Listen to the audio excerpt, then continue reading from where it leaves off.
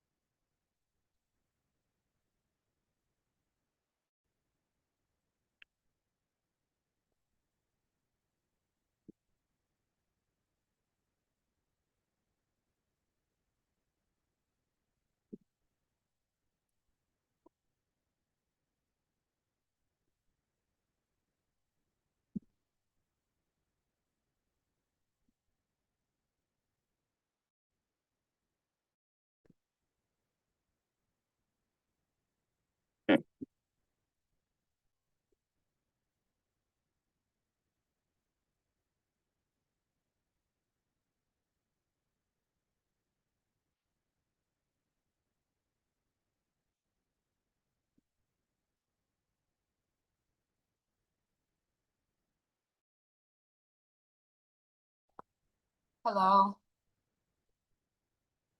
Hello. Please turn your camera off, Miss iPhone. You need to change your name. What is your name? Shawana Ford. Okay, Miss Ford, can you change your name on your phone to indicate who you are? Yes, I'll do my best. Okay. And have your camera turned off until the judge address your case.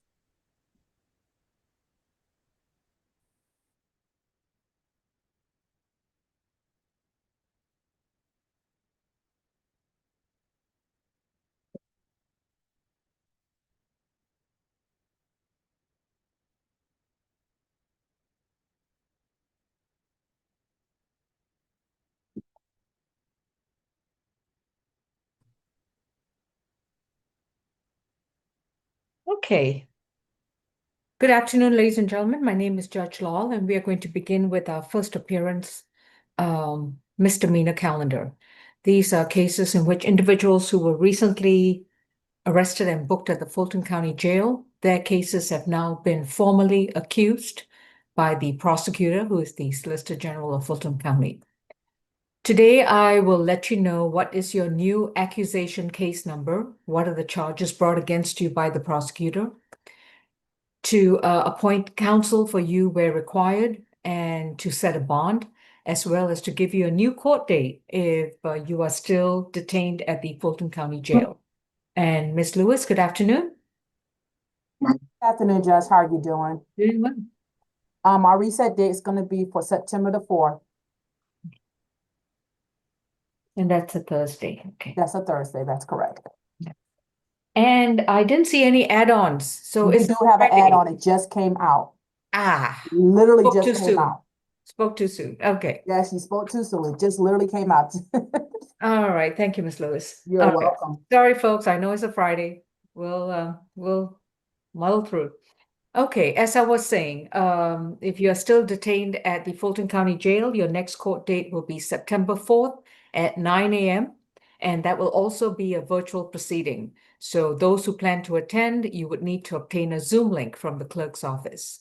With regards to bond, I will consider the individuals criminal record history, if they have one. Also to look at the allegations set forth in the warrant as sworn by the arresting officer, and also to consider arguments by counsel before I set a bond.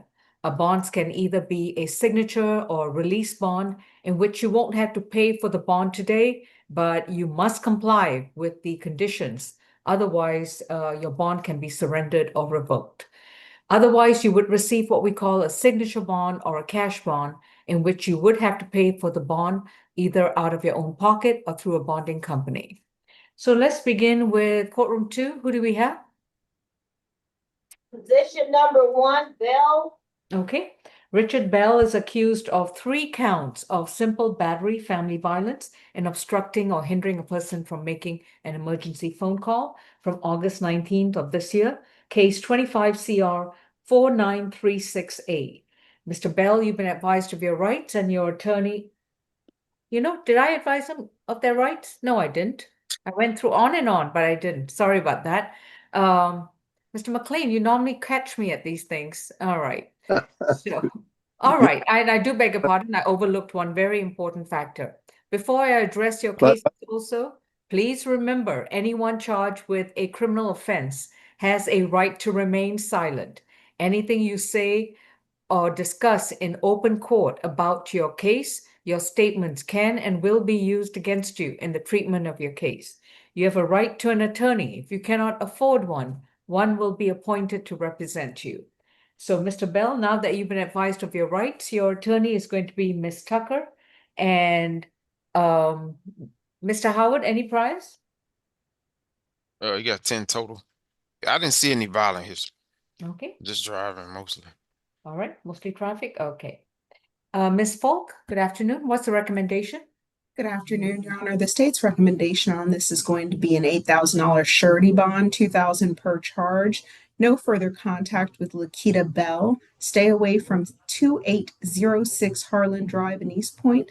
No alcohol, drugs, or weapons. We did have an opportunity to speak with Miss Bell. She stated that she and the defendant are married. They live together at the location and they share 2 children.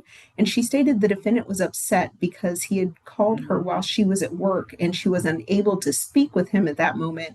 And that when she arrived home, the defendant began to argue with her, making threats such as, "I'll kill you, I'll beat your head in, I'll stab you." She also stated that the defendant grabbed her neck with one hand and began to apply pressure. She said she wasn't able to breathe. She rated his grip an 8. And that he then let go. She then called 911. He again grabbed her by the neck and applied pressure a second time. And that's when she pushed him away and the police came in. I will say the officer did observe when he arrived at the scene, the defendant placed his hand on Miss Bell's neck area in an aggressive manner, causing her head to jerk back. And it was his knocking that stopped the altercation. So that is the reason for the state's recommendation. Your Honor, we have recommended this case to the DA's office. We are just waiting on a response. I did speak with the DA's office this morning, and unfortunately, the person who normally handles our responses was unavailable today for this morning to potentially transfer this case. So we're just waiting on a response, hopefully this afternoon. We would like to sound for Miss Malikica Bell, and that's all for the state. All right. Malikica Bell, if you'd like to contribute, you need to unmute and start your video. I see a Tiona Bell, but I don't know if that's the same person. And let me see. No one's responded. Ms. Tucker, what's your counter? Yes, Your Honor. We're requesting a signature bond for Mr. Bell on each count. His last arrest was 7 years ago. He does not have any failure to appears. He's employed at Star Security Agency. He was able to give me a residential address that he's maintained for the last 8 months. He's lived in the area, has ties to the community. So we are requesting a signature bond on his behalf. Thank you very much. On count 1 is going to be a $2,500 surety bond. Count 2 is going to be a $2,000. Count 2, 3, and 4 are going to be $2,000 each. And the counts 2, 3, and 4 are going to be a signature bond through pretrial services, level 2. No further contact with Malikica Bell. stay away from 2806 Harlan Drive in East Point. Mr. Bell can go back to the property one time only with a police officer to retrieve his belongings. And then after that, he is to stay 200 yards away from Lakita Bell, from the Harlan Drive location, from a place of employment, or wherever she's physically located. I will allow for a third-party transfer of any children that they share. Any transfer, pickup, and drop-off must be conducted by a third person. No illegal drugs, no alcohol, no weapons, and no firearms. Mr. Bell will be subject to a random screen for illegal drugs and alcohol, and he will enroll in a domestic violence intervention program within 30 days of being released, and he will complete all classes at his expense without missing or skipping them. So his total bond is going to be 2468, 8,500. This is a split bond. Next court date is September 4th. Just can you go over the bond again for me? I'm sorry. The 2,500 surety on count 1. Then on 2, 3, and 4 is 2,000 each signature bond through pretrial level 2. Okay, thank you. Your Honor, Mr. Schnipper is here for Mrs. Ward's case, Tyra Ward. However, I'm not sure I see ACDC here. Good afternoon, Judge. How are you? David Schnipper for Tyra Ward. Hello, Thank you. sir. Yes. Good seeing you. Is your client at the Fulton County Rice Street Jail or ACDC as far as you know? ACDC. All right. So, Mr. Shipper, as soon as the ACDC jail location joins the Zoom, Yes, do you ma'am. need to speak with your client? No, ma'am. Okay. So as soon as they join in, I think it will be Deputy Francois or Deputy Milton, and they will produce your client for first appearance. Yes, ma'am. I'll just sit and wait. Thank you. I appreciate it. Thank you. All right. Thank And you. courtroom 2, who do we have? Position 5 and 6, Jaylen Cash. All right. And Jaylen Cash has got 2 matters before the court. On position 5 is 2 counts of theft by taking from case number 25 CR 4937B for a August 20th, 2025 incident. The other incident appears to range from August 18th through August 20th for an additional 2 counts of theft by taking under accusation 25 CR 4938B. Oh, excuse me, 1, 2, 3, 4, 5 counts. How did I miss that? Okay, so that's a total of 7 counts of theft by taking from in 2 separate cases. Mr. Cash, you've been advised of your rights. Your attorney is Ms. Tucker. Any priors, Mr. Howard?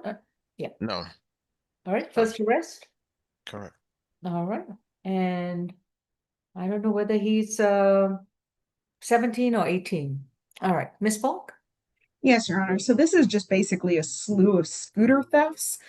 We had the first of which took place, it looks like, in August 18th of 2025 at 120 North Avenue, the NAA Dining Hall.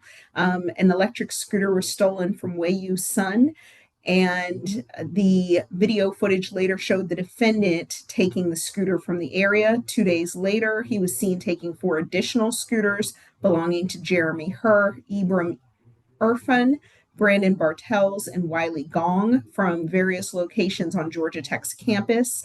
On August 20th of 2025, he then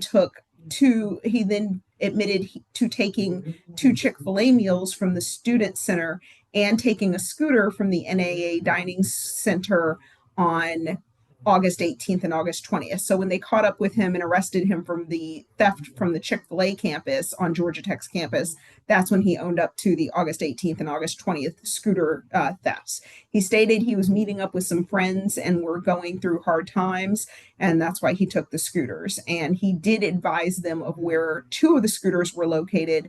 The officers were able to recover 1 out of the 5 scooters.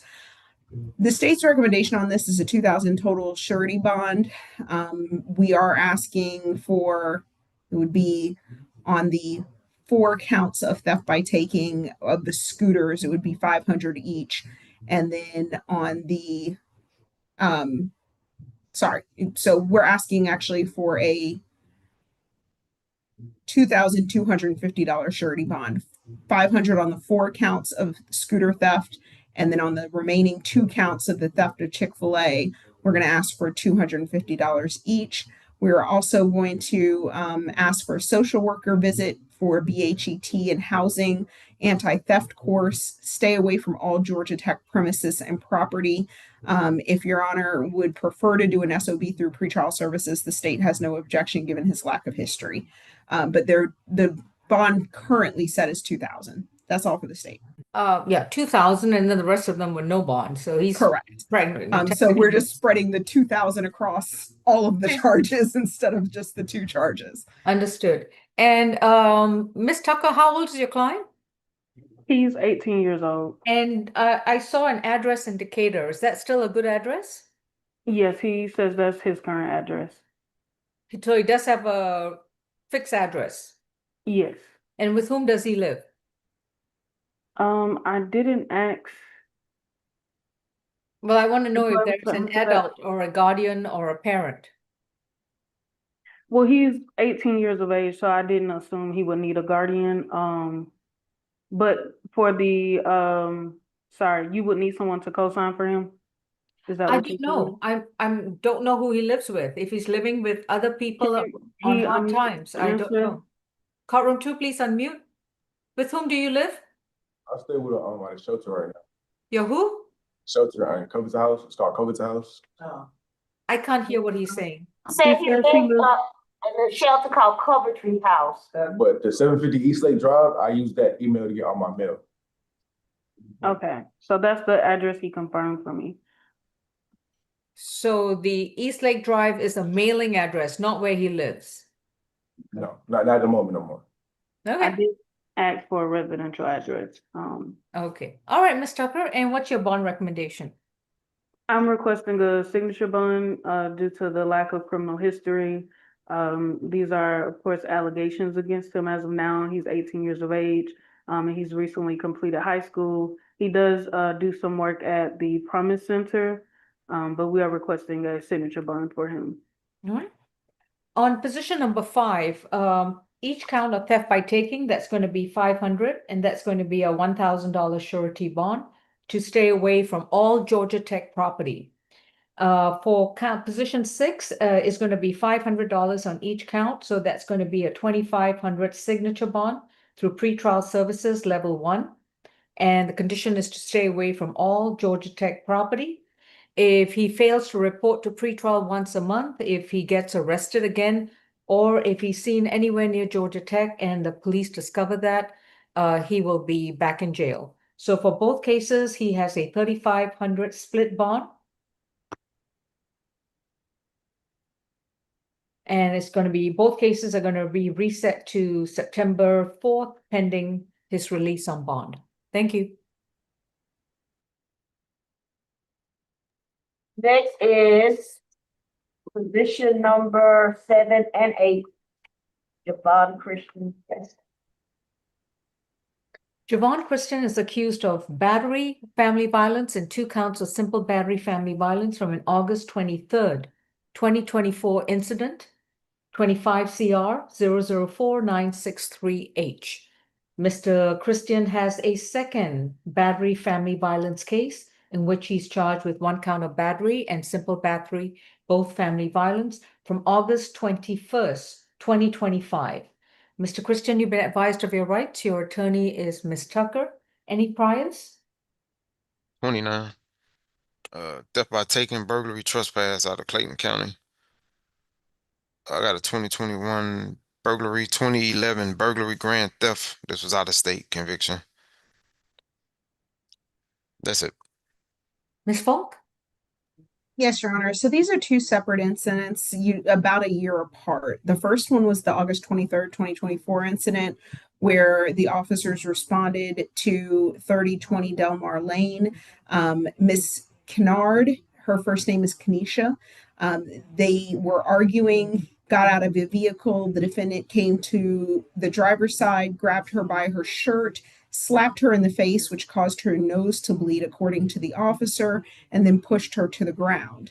The second case, which happened on August 21st of 2025, was at the started at the same location, the 3020 Delmar Lane, apartment B. They made contact with Miss Kennard at that location. She stated that they were having a disagreement. He jumped on her, began choking her, yelling, "I'm going to kill you." She began yelling and screaming for help out of fear. And she said that every time she yelled for help, he began choking her even harder. He then left and took her phone while he was leaving. When she called 911 from her other phone, and she did indicate to them both that time and the year previous that they were living together. The officer did see scratches on her neck, which would have corroborated the choking. Again, this is a case that we recommended to the DA's office, but unfortunately, because of their unavailability, we were not able to get an answer today. However, based on the defendant's history, as you've heard, he has 28 cycles from California.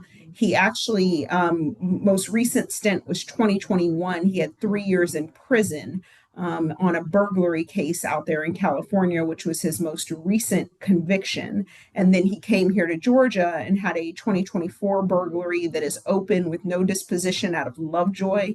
It's a burglary first degree, criminal damage second degree, and theft by taking.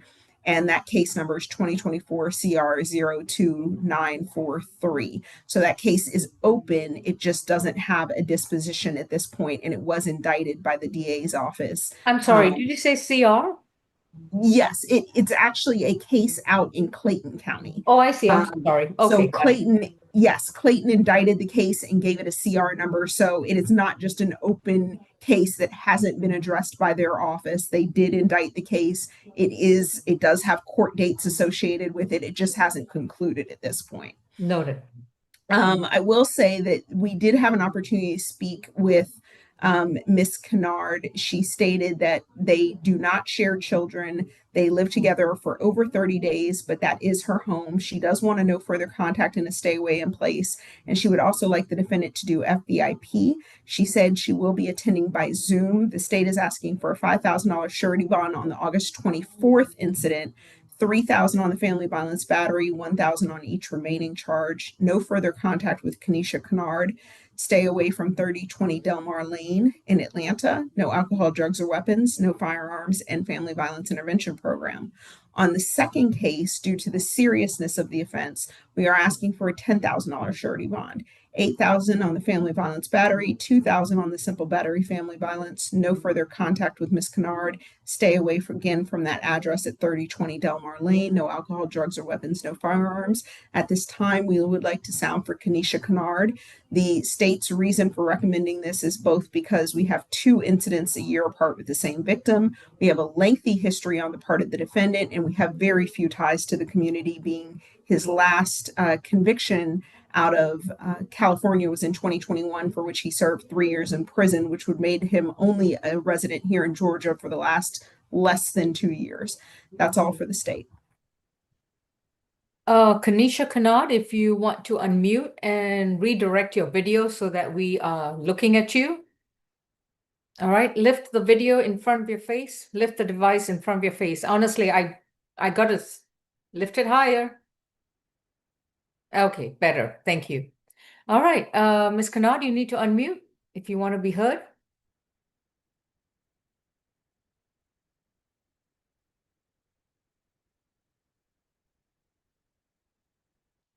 Will the host please prompt her to unmute? Hello? Not you, Miss McNeel. Oh, I'm sorry.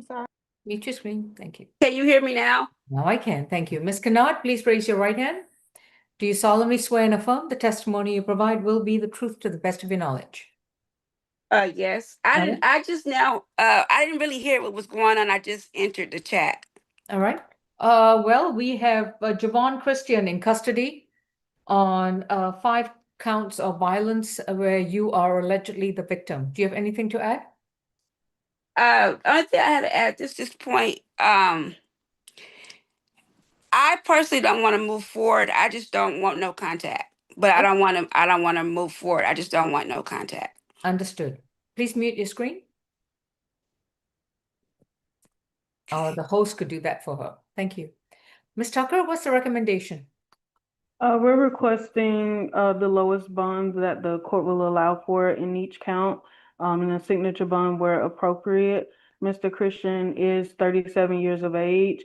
He has lived in Atlanta for over a year now. He has maintained an address here, a residential address here. He is currently employed at St. Louis Screws and Bolts. So he does have community ties.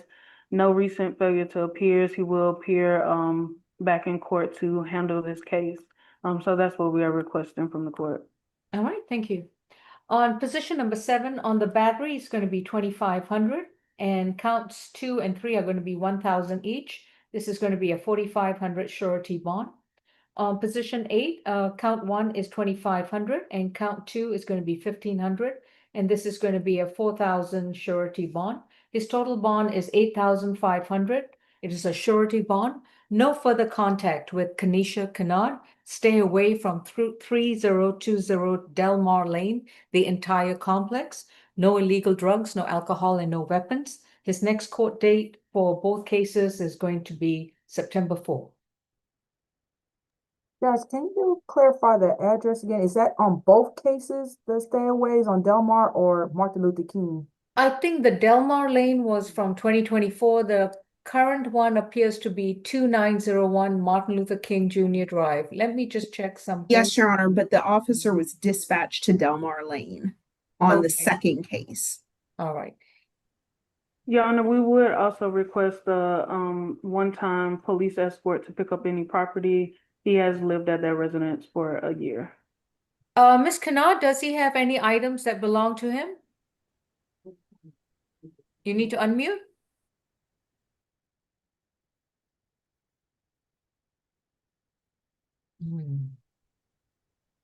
Are there any personal items belonging to Mr. Christian at your location? It is. All right. And do you live at Delmar Lane? I do. And what's the name of the complex? Avenue 3060. Avenue 3036 3060? 3060. Okay. 3060. All right, thank you. I'll allow Mr. Christian one-time visit to apartment B at that location, but he must be accompanied by a police officer, and he's allowed up to 1 hour to retrieve his belongings. And after that, needs to stay away from the entire complex referred to as Avenue 3060. Thank you. Thank you. Position number 9, Davis. Siron Davis is accused of simple battery against an officer from August 20th of this year, case 25 CR 4939Y. You've been advised of your rights. Your attorney is Ms. Tucker. Any priors? 20 on probation for, yes, Okay. on probation for ag assault. 20 SC 174819. Has an open trespass, public drunk, felony obstruction. It's 25 PI 002-827. 25 PI 004-770 is an open shoplifting. Possession of a Schedule 2. I got 2014 criminal damage and burglary conviction as well. Thank you. That's it. All right. Ms. Falk? I'm sorry. Your Honor, this happened at the, it looks like the address is the DeVita Center Hill Dialysis Clinic. The officers were attempting to take the defendant into custody at that location, and he began fighting with the officers and pushed, I believe, one of the officers. Let me just double check and make sure I'm correct about that. And ended up pushing one of the officers in the process. Officer Thomas on the left side of his chest with an open hand. The bond is currently set at $3,500. We're agreeable to coming down to $2,000. It looks like he has a number of probation violations, 2014, 2018, 2024, as well as a criminal trespass that was dismissed in 2023, and a felony obstruction and a failure to use crosswalk on January 31st of 2025. That was dismissed, but actually happened at the same location, the 2045 Donald Lee Hollowell location. We also asked for no alcohol, drugs, or weapons, and we're going to also ask for a social worker visit as well. That's all for the state. Ms. Tucker? Yes, we're requesting a signature bond for Mr. Davis. He's a 43-year-old Atlanta native. He has completed a high school education. However, he is not currently employed. He was able to provide me with an address, but I believe that may be a mailing address for him. He says it's a family address. Um, We have no objections from staying away from the incident location. However, we are requesting a signature bond due to him currently being unemployed. He does not have any recent failure to appears and doesn't have a history of willful obstruction.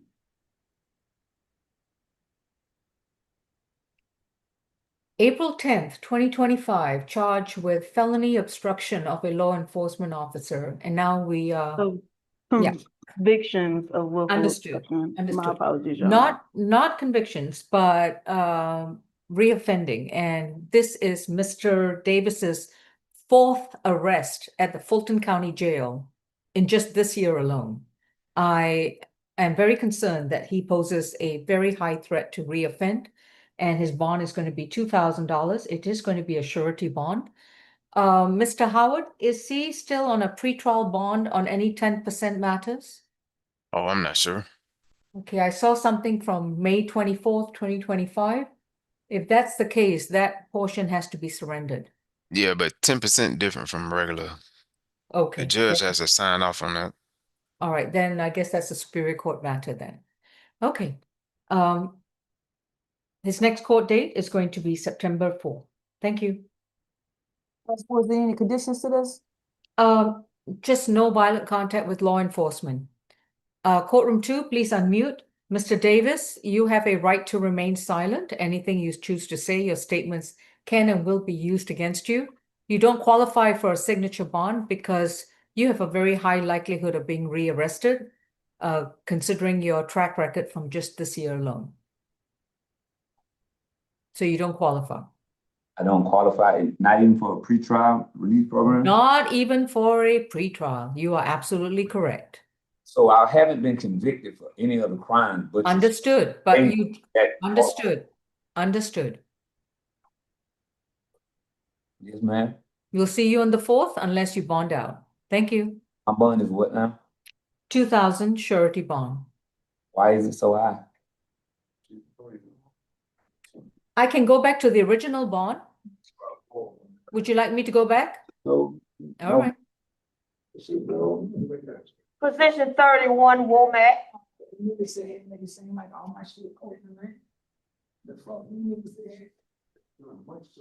Your Honor, did you also order a social worker visit on that Oh, last I'm case? sorry. Yes, you did ask that. Yes, on Mr. Davis, there will be a social worker visit for health and or housing. Thank you, Your Honor. Is this Rodell Warmeck? Yes, ma'am. Thank you. Mr. Warmeck is accused of battery and 3 counts of simple battery from August 20th of this year, case 25 CR 4948A. Mr. Warmeck's been advised of his rights, and his attorney is going to be, is it Mr. McLean? Mr. McLean or Ms. Tucker? Do either of you represent Mr. Rodell Warmeck, position 31? It should be McLean. Yes, it's Mr. McLean. All right. Mr. McLean? Ms. Tucker, could you text him and let him know we're ready for him? Yes. All right. Boy, I need him here to understand his client's GCIC, if there's one. Is there a GCIC, Mr. Howard? Oh, yeah. Okay, then I need Mr. McLean present. We can go to position number 4, Mr. Terrence Brown. Okay, thank you. I'll wait on you, man. I'm trying to go on it Friday. Let's find out where Mr. McLean is. Okay. Terrence Brown, have a seat. Terrence Brown? Oh, yeah. Never mind, he McLean too. Is your attorney Mr. Michael McLean? All right. Have a seat on the bench until Mr. McLean appears. Number 11, Franklin. All right.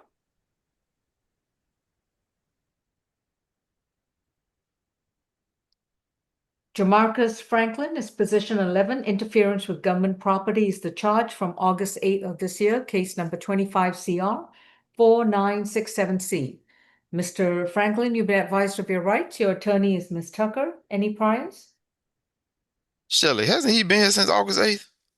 Yeah. I think He this is has an added not a charge. Riverside issue. It was a bind over. Okay. Okay. Mr. Tucker, excuse me, Ms. Tucker, the bond is going to be set at 1,000. It's a signature bond through the jail. And he'll need to make sure he maintains a current address with the court and report to court when summoned. Thank you. Thank you.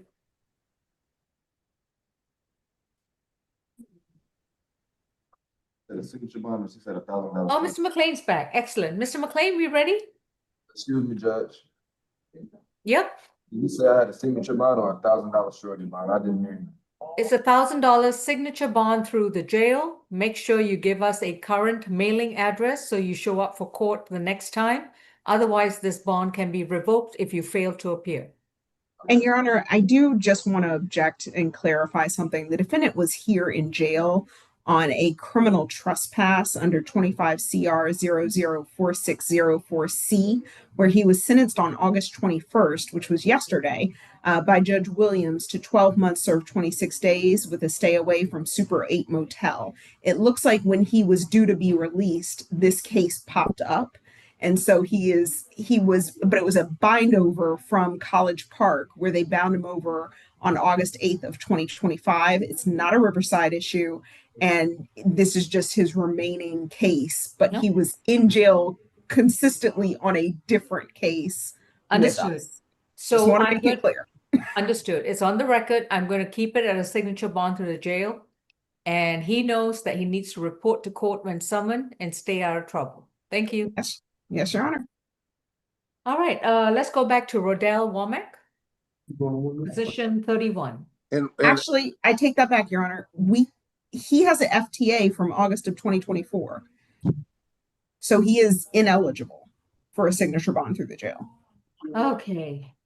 I apologize. I'm just No, you're right. You're right. I'll get back to him. I'll history. get back to him. Hold on to what was his name? I'm so sorry. Franklin. Jamarcus Franklin. Yeah, just hang on to him. All right, let's get to Mr. Warmeck because Mr. McLean's with us now. Thank you. Mr. McLean, your client is Rodell Warmeck. He's been advised of his rights, his charges, and the case number. Any priors, Mr. Howard? 41. They're all out of Florida. 2023 burglary, petty theft conviction. 2022 criminal mischief conviction. 2020 battery second offense conviction. 2019 and 18 failure to appear. All right. Thank you.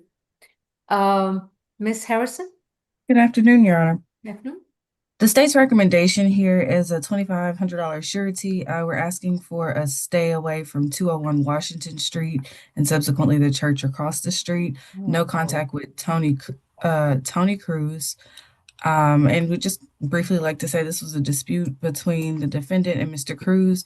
They got into an argument over a sleeping arrangement, went across the street from the sleeping area and began fighting, and officers observed Mr. Womack on camera actually picking Mr. Cruz up, slamming him down, striking him, and he subsequently bit him on his forehead, and officers observed bleeding at the scene and a bite mark on Mr. Cruz's forehead. And they were both arrested for this incident. And that'll be all for the state. Thank you. Mr. McLean, anything to add? Your Honor, it was a mutual arrest, and 201 Washington Street is a program, and there is a there is a parking lot that separates that from the church. 201 is the office building, then there's the parking lot, and then there's the red brick church. So I'm concerned that a stay away may not be very workable because that's where he gets his mail, and he can stay away from people without staying away from his mail. Be that as it may, he's 40 years old, Your Honor. He has a GED, so he has completed high school in a fashion that shows initiative. He's worked in a restaurant, and he now does work at a staff zone, which is a labor pool, temporary labor agency. So he's quite available for work and whenever they call, and he's also done restaurant work. So we would ask for the lowest possible bond in this situation, including a signature bond, if that FTA is old enough. Thank you. Right. On the battery is going to be 1,000. On the simple battery, each is going to be 200. His total bond is going to be 1,600. It's going to be a signature bond through the jail. No violent contact with Tony Cruz, and he can return to 201 Washington Street as long as he doesn't have any more altercations, physical or verbal, with Tony Cruz. If he gets into an altercation or there's another disagreement, or he gets arrested again for anything else, make sure that you have $1,600 with you when you come back to jail. Thank you. And make sure you check the mail for your next court date. And Your Honor, housekeeping wise, the only two people I haven't talked to yet are Berts, B-I-R-T-S, and Tall, T-H-A-L. Okay, hang on to those names. Let's, I think you have one more client that we needed to address. We're done with you, Mr. Warmeck. Don't forget to come back to court. Who was the other gentleman who had a traffic matter? Yeah. Number 4, Terrence Brown. Okay. Oh, yes. Terrence Brown is accused of failure to maintain lane or improper lane change, possession of an open alcohol container, and driving under the influence of alcohol from August 20th, 2025. Mr. Brown, your case number is 25 CR 4947H. You've been advised of your rights, and your attorney is Mr. McLean. Any priors, Mr. Howard? 4. We got an open DUI. It was from March 1st. I think that was the city jail, I think. Got an open case out of Truittland County for burglary 2nd degree. What's that county? Truittland. Okay. It's off of I-16 down that way. Okay. Yeah, I think he lives that way because the address says Soberton. Got another open case down there for theft by taking. Got an open case out of Indiana for disorderly conduct, resisting law enforcement, and obstruction. That's all. Ms. Harrison? Your Honor, the state's recommendation is a $5,000 surety bond. We're asking for $3,000 on a DUI, $1,000 on the failure to maintain, and $1,000 on the open container. Officers responded to what was a one-car vehicle incident on August 20 on Bohannon Road. And when they arrived on scene, they met with the driver, the defendant, and there was also a passenger on scene. The driver had struck the median wall. On scene, the defendant told officers that his car hydroplaned and caused him to spin on the right side of the road and hit a ditch. And officers did note that on that day, it was dry and not wet, which are the usual conditions for hydroplaning. The defendant was visibly irate and erratic at the scene and was pacing up and down a hill, which put officers on suspicion. With that behavior coupled with the things he was saying at the scene, that he was possibly intoxicated, and that's when they were able to get close enough to him to actually smell alcohol emitting from his breath. He did decline any sobriety test and blood testing on the scene, but was placed under arrest, and that'll be all for the state. Mr. McLean? Your Honor, he's 32. He's got that Soperton address that shows up in Odyssey. Gets good mail service there. The request, he realizes that it is a DUI case, but he believes that he already has this. It sounded to me like when I interviewed him, it sounded to me like perhaps this was the other case. It hasn't, I hope, been doubly done through 2 different court systems. That occasionally happens, but hopefully not here. Looking at his PSA, he has no failures to appear. He has no prior violent convictions, and we would ask the court to set the bond as low as possible on this DUI. Thank you. Okay. And Mr. Howard, what is the arrest date for the city DUI charge? I want to say it was March 1st, Okay. 2025. And this one was from August 20th, 2025. Is that the incident date, Ms. Harrison? Yes, Your Honor, and I'm pulling up the documents again just to make sure. but I don't believe that this was, Not a double. yeah, I don't believe so, Mr. McLean. And just confirming. Yeah, worth checking. Thank you. Okay.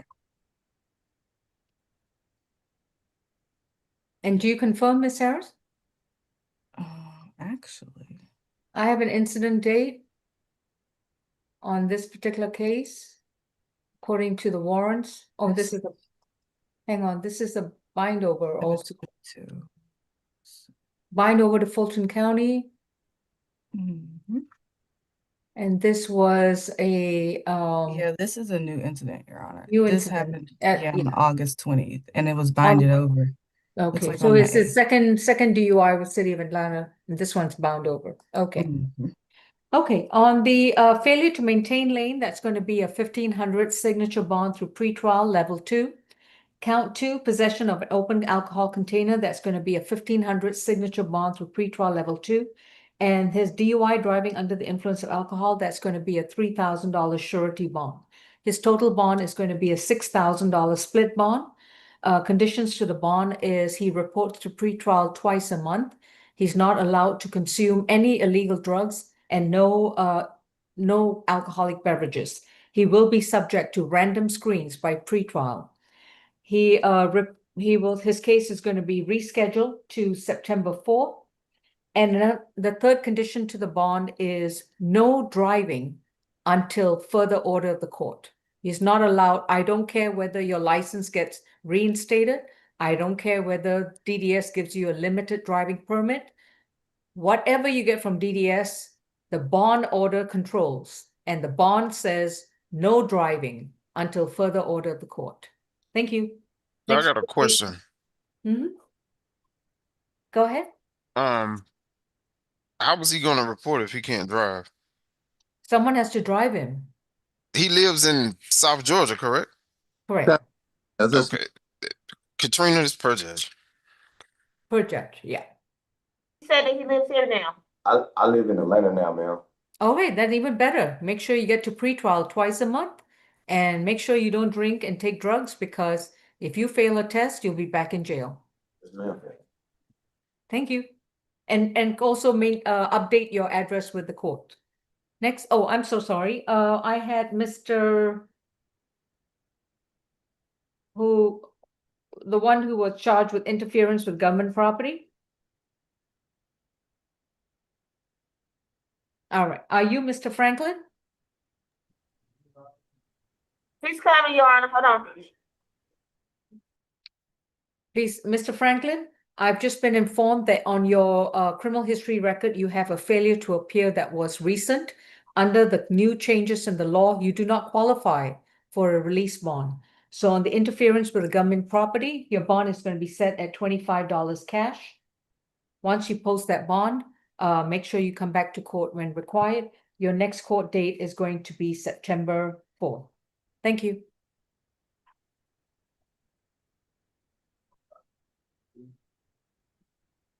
Next. Oh, ACDC, do you have a, I'm sorry, what was Mr. Schnipper's case? Tyra Ward. Tyra Ward. Who is, oh, no, Deputy Counsel, you've already spoken to her, right? I don't need to speak with her, Your Honor. I've seen the warrant already, and we could proceed. Okay. Tyra Ward is, Miss Ward, you have a right to remain. This is for all the ladies seated there at ACDC. I'm going to be addressing each of your cases. You have a right to remain silent.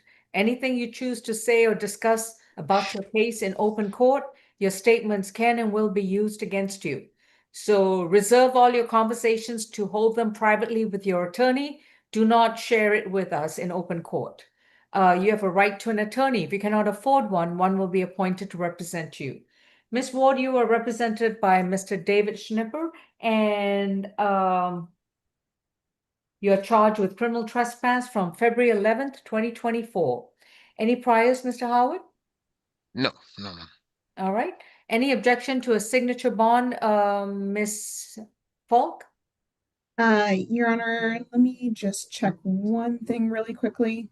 I know she currently is on no bond status, and I don't think, yeah, we were fine with SOB through pretrial, no further contact with Brianna Mitchell. Stay away from 850 Glenwood Avenue Southeast in Atlanta, no alcohol, drugs, or weapons. Miss Mitchell is her ex-girlfriend, former roommate. And so we would like, and because this is a private warrant, we would like there to be no contact. Any objection to the stay away and no contact, Mr. Schneber? No, ma'am. $1,000 signature bond through pretrial services, level 1. She will report to pretrial once a month. No contact with Brianna Mitchell. Stay 200 yards away from her and do not communicate with her in any way, form, or manner. And stay away from 850 Glenwood Avenue, was it? In Atlanta, Georgia? Wherever Miss Mitchell happens to live. She'll need to stay away from that location as well as from Miss Mitchell's physical presence. Next And Your court Honor, date- it yeah. is 850 Glenwood Avenue. Yes. Avenue, okay. And next court date will be sent to her current mailing address. So within 30 days, counsel, please make sure your client updates her address with the court clerk's office. Thank you. Yes, ma'am. Thank you. Appreciate everybody's time. Have a great weekend. You too, thank you. Bye-bye. Courtroom Number- 2? Number 14, Hendrickx.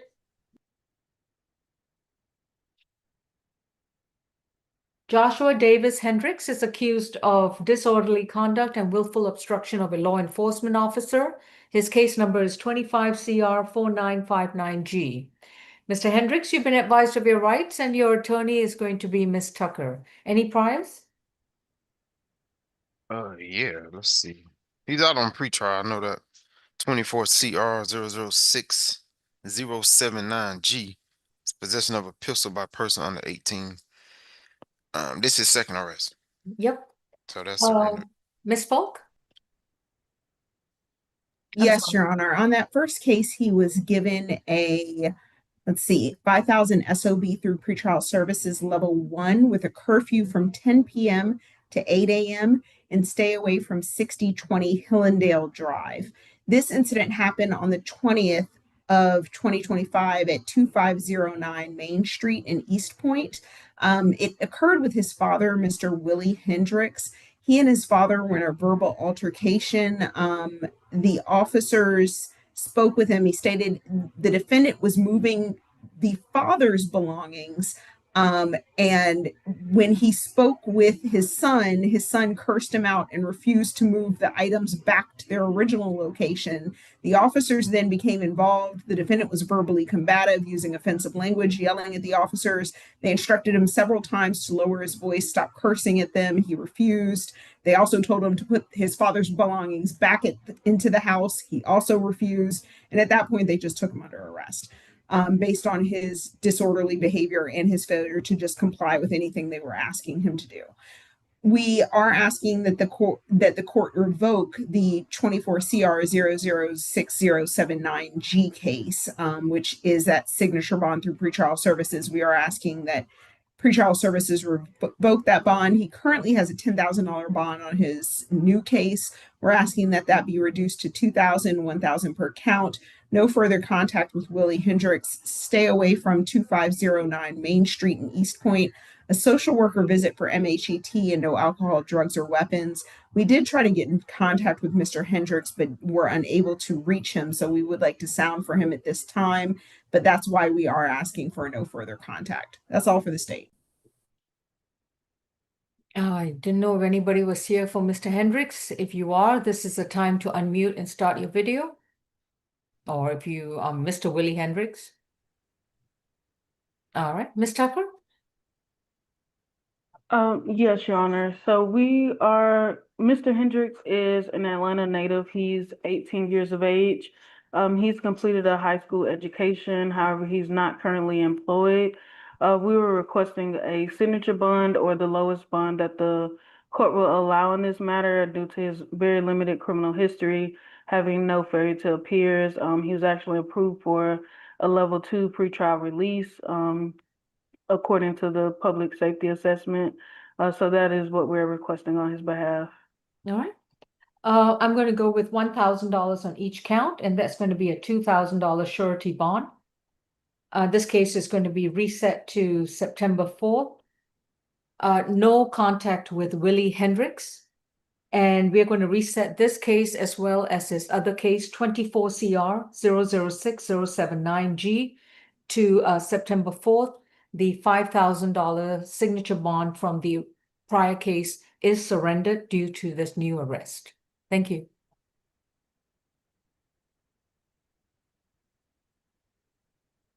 Position number 24, Thurkill. Malikica Thurkill is accused of 2 counts of battery family violence and 1 count of simple battery family violence from August 20th of this year. Case 25 CR 4940Y. Thurkill, you've been advised of your rights and your attorney is going to be Mr. McLean. Okay, thank you. Any prize? Third arrest, wanted out of Clayton County for traffic. What else? He got a driving without a valid license. That's From it. Clayton? Yeah, more than likely. But that's it. All right. He don't have any violence. Okay. Ms. Paul? Yes, Your Honor. This happened August 20th at 2905 Springdale Road in Atlanta. Officers spoke with Miss Brooklyn Beal, who stated that the defendant had assaulted her during a verbal altercation, yelled at her, and then struck her in the head and the lip. The officers did observe abrasions, cuts, and scratches to her lip and forearm. And when she declined medical assistance, but at the scene, she did point to the defendant and stated, "He is the one who hit me," in the presence of the officers. We did have an opportunity to speak with her. She stated that they were in a relationship, living at the incident location, and share no children. She stated that they got into an argument. He threw his shoe at her and hit her in the head. She also stated that he grabbed her leg and dragged her onto the floor and began punching and kicking her, and that she sustained a busted lip. She further said this is not the first time he's been violent toward her, but it is the first time police have been called. She wants no contact with him, and she stated she has since left the residence and does not plan on returning. We are asking for a $5,000 total surety bond, $2,000 for each family violence battery, $1,000 for the family violence simple battery. FVIP, no further contact with Brooklyn Beal. We are agreeable to a one-time law enforcement escort to that location at 2905 Springdale Road in Atlanta, just to ensure that Miss Beal is no longer staying there. He can retake residency if he is. No alcohol, drugs, or weapons. I believe, and I don't know if Mr. Howard mentioned this, but I am showing he's wanted for a probation violation out of Jonesboro. Date of the warrant is February 12th of 2025. That's all for the state. And we would like to sound for Miss Brooklyn Beal if she is here. Miss Brooklyn Beal? There she is. Yes. Did you want to add anything else? I just wanted to say that I Then care. in that case, let's place you under oath. Do you solemnly swear and affirm the testimony you provide is the truth to the best of your knowledge? Yes, Your Honor. Okay. What else would you like to say? I was just going to say that I care about Malachi, and I do see potential in him with the things that he's passionate about. I do believe that with the proper guidance and support, I think that he can turn his life around and start making positive contributions. And do you know he would get this guidance and support? Like anger management classes or something. Okay. All right. So you don't know of any parent or guardian over him? What do you mean? I was just wondering whether he had family support other than. I mean, his mother. Okay, that's all I need to know. Thank you. Mr. McLean, any objection? Oh, I forgot to ask you, Miss Beal? Miss Beal? Yes, Your Honor. Have you vacated the premises at Springdale Road, or do you still live there? No, I vacated the premises. All right, just wanted to confirm that. Thank you. On count 1 is 2,000. On count 2 is 2,000. Count 3 is 1,000. This is a $5,000 signature bond through pretrial services, level 2. No further contact with Brooklyn Beal. He may return to the Springdale location if he wants to. No illegal drugs, no alcohol, no weapons, and no firearms. He will enroll in a domestic violence intervention program within 30 days of being released, and he will complete all 24 classes at his expense. He must report to pretrial twice a month, and we will send him his next court date to the 2095 Springdale Road location. But if he changes his address, make sure we are the first folks to find out in writing. Thank you. That's what was the total of that bond? 2,000, 2,000, and 1,000, 5,000 signature bond for pretrial level 2. It's only 3 charges. There are 3 charges, yeah?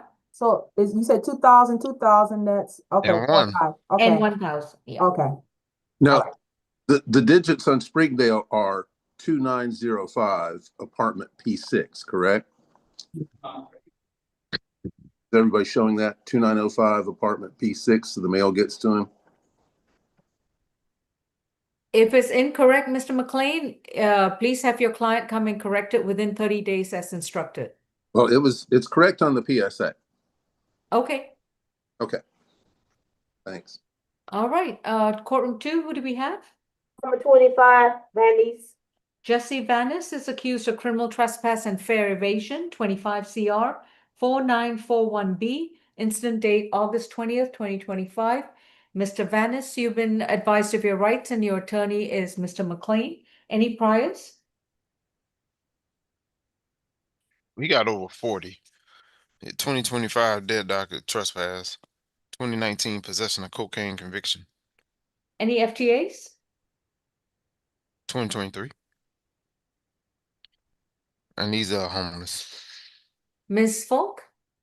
Bond is currently set at $1,380, Your Honor, total surety. We're agreeable to reducing that to $1,000 total surety, $500 per count.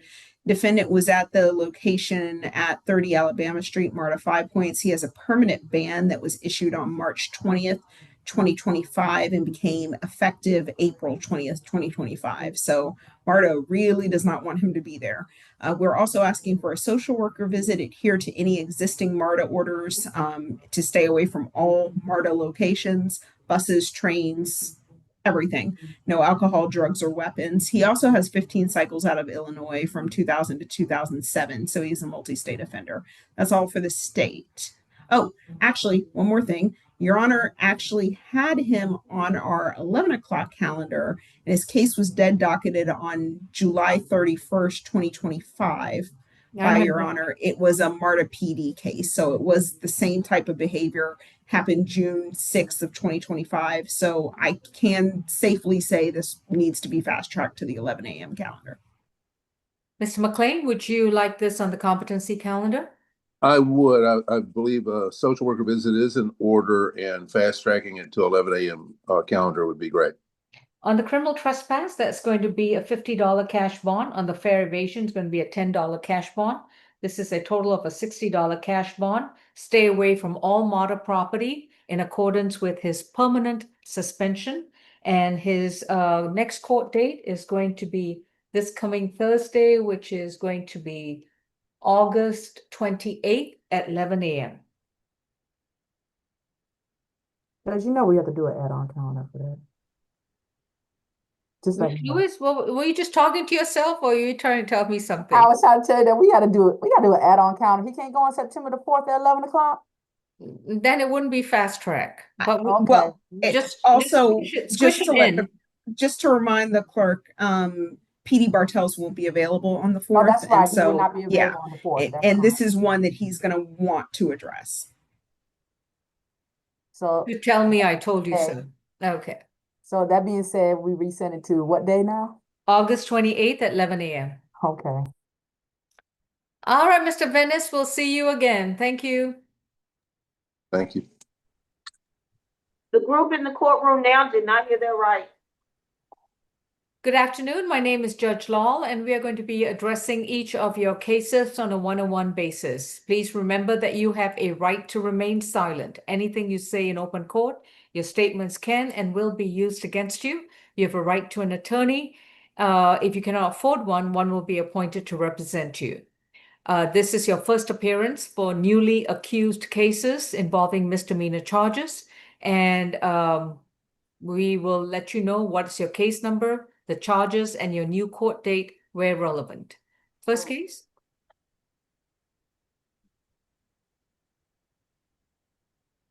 Courtroom 2? Number 10, Ford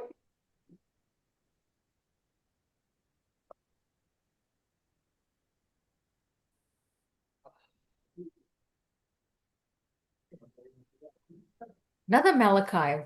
What a coinkydink. Okay, Malachi Bernard Ford is accused of 2 counts of battery, 1 count of simple battery, and 1 count of criminal trespass. From August 21st of this year, case 25 CR 4962C. Mr. Ford, you've been advised of your rights, and your attorney is going to be Ms. Tucker. Any priors? 7. You got an open case out of Clayton County, battery DV, 2 counts of ag assault, trespass, possession of a Schedule 2, and failure to appear. On probation out of Clayton County for reckless conduct. Got an open possession of a Schedule 1 out of Fulton. 2025 FTA, 2023 FTA. That 25 PI is a pretrial bond. What's the That's case it. number? 25 PI 004699. And the pretrial bond is? It's UJR, so he gonna sit. Okay. So it's a revocation. All right. Ms. Falk? Yes, Your Honor. Additionally, he was sentenced on June 26, 2025 by Your Honor to 12 months served, 32 days, balance suspended, no further violent contact with Kiera Harrington. And he also, on that date, he pled out to that in our office, null prost the June 12th, 2025 FTA that he had on that case.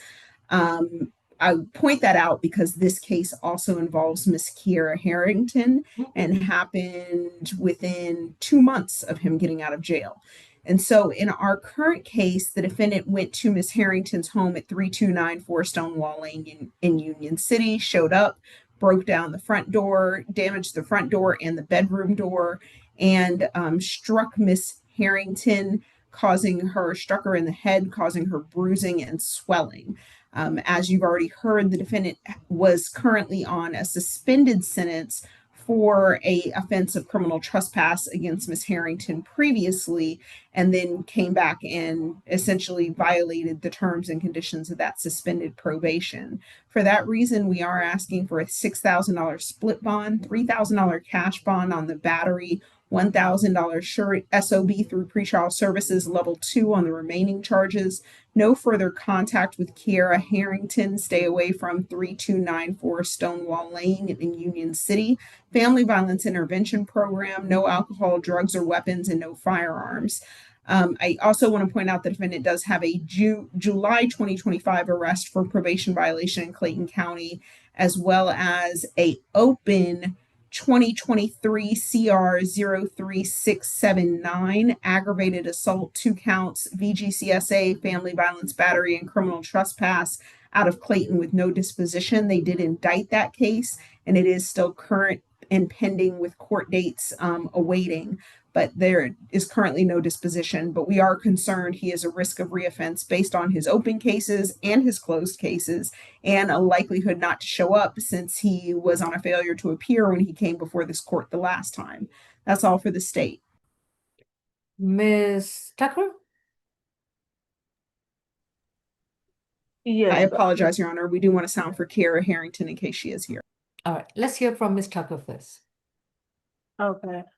So we are requesting the lowest bond amount that the court will allow for each count here. Mr. Ford is 21 years of age. He's an Atlanta native. He's currently enrolled in a GED program. However, he's not currently employed. He is disabled due to having epilepsy. He does help support his 4-year-old child. As far as the incident location, he has lived at that location for the last 2 years. And although his name is not on the lease, he does have bills in his name at that residence. However, he did give me a different residential address that he can reside at should the court order a stay away. And we have no objections to no further contact. Again, we are asking for the lowest surety bond that the court will set. Okay. On count 1, I'm sorry, Ms. Harrington, are you on Zoom? No one's responding. Okay. On the count 1, battery is going to be 1,500. Count 2, battery is 1,500. Count 3, simple battery is 500. And count 4, criminal trespass is 500. This is a total of $4,000. It's a cash bond only. Mr. Ford, in order for you to be released, you need to put up $4,000 cash, and your next court date is going to be September 4th. No further contact with is it Carrington or Harrington? Carrington? Harrington, Your Honor. Harrington, okay. To stay away from Miss Harrington's, where she lives, where she works, where she's physically present. If you share any children with her, you are to have no further contact with any child or children that you share with her. You would need to file a legitimation action in order to obtain a parenting plan. You will be equipped with an ankle monitor for a minimum period of 12 months once you make bond, and the monitoring fees shall be paid by you in order to assure that you comply with your bond conditions, especially the no further contact. You're also not to consume any illegal drugs, no alcohol, beverages, and you're not allowed to own or possess any firearms. In the event that you make bond and Clayton County picks you up, once you're released from Clayton County, please make sure that you that you get your ankle monitor for a minimum period of 12 months. Your next court date will be September 4th. Thank you. Next, Your Honor, is position 15, Miss Hugley.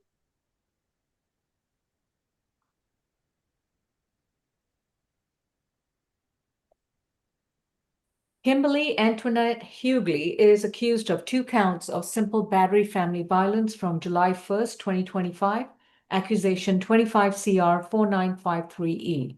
Ms. Hugley, you've been advised of your rights, and your attorney is going to be Ms. Tucker. Any priors? 6. The last was 2017 disorderly conduct conviction. That's it. Ms. Falk? Yes, Your Honor.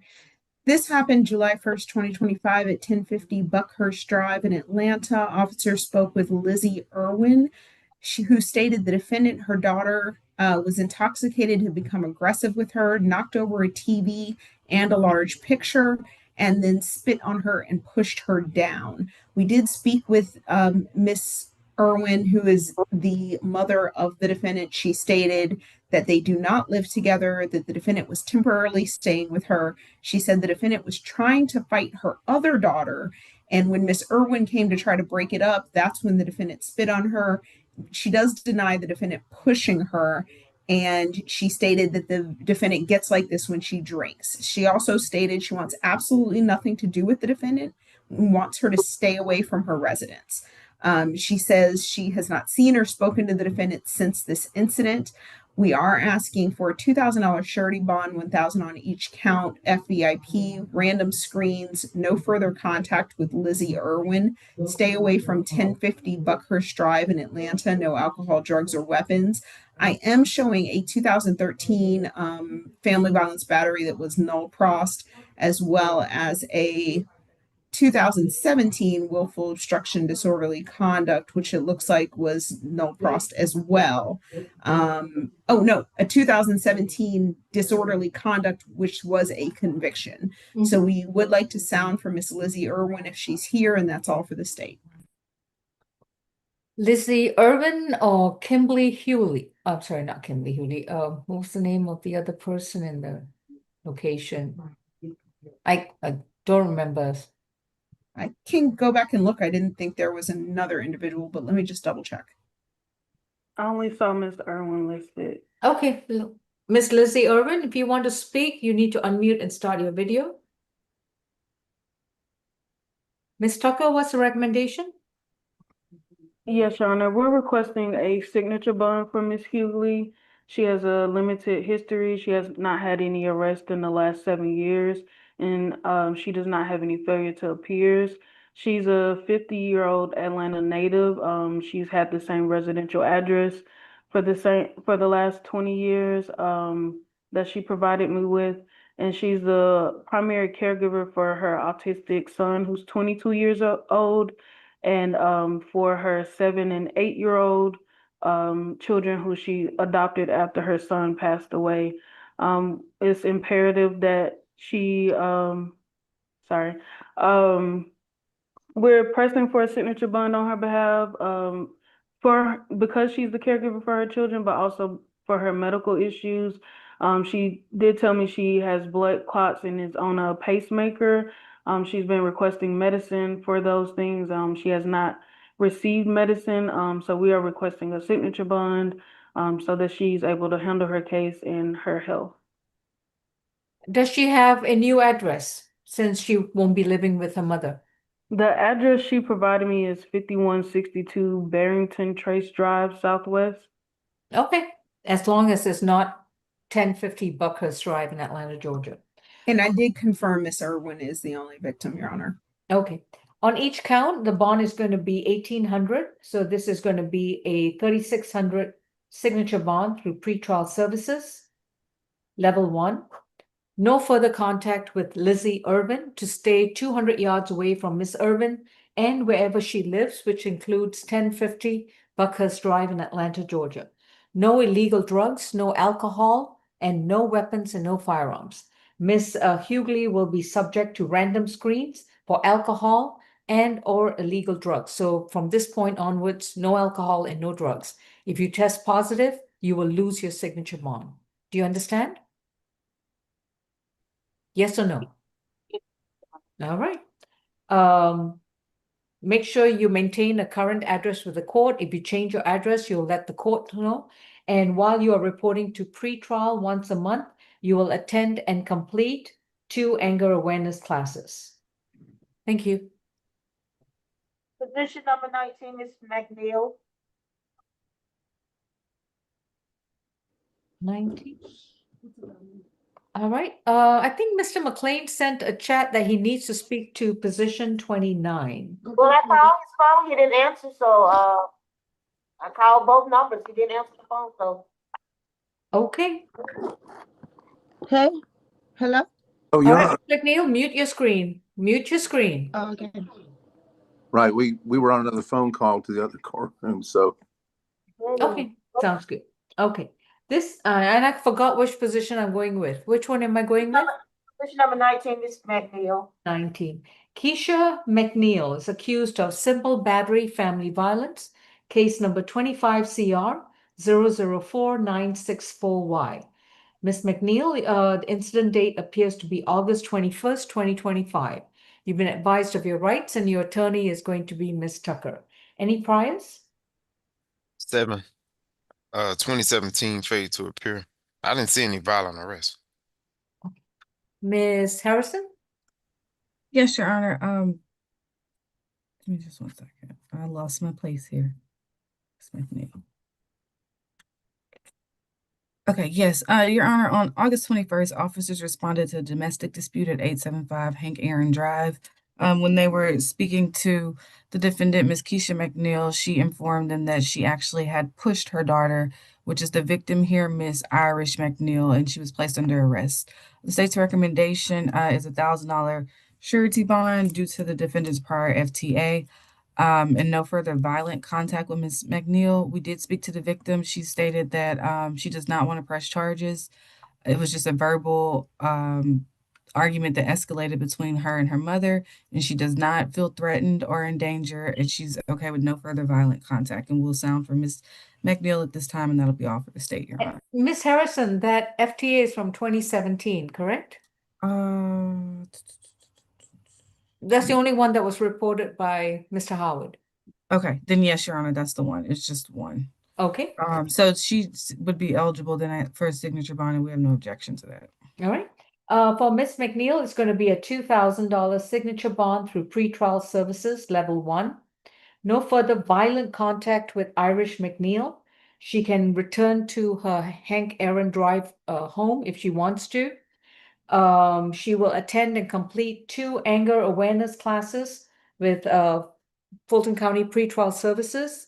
And Miss McNeel, Miss Kesha McNeel, if you have any physical or verbal altercations with Irish McNeel in the future, or if you get arrested again for anything else, or if you don't show up to court, then your $2,000 signature bond will be revoked. Do you understand? Yes. All right, good luck then. Thank you. All right, Miss Irish McNeel, you're free to go. Thank you. Next case.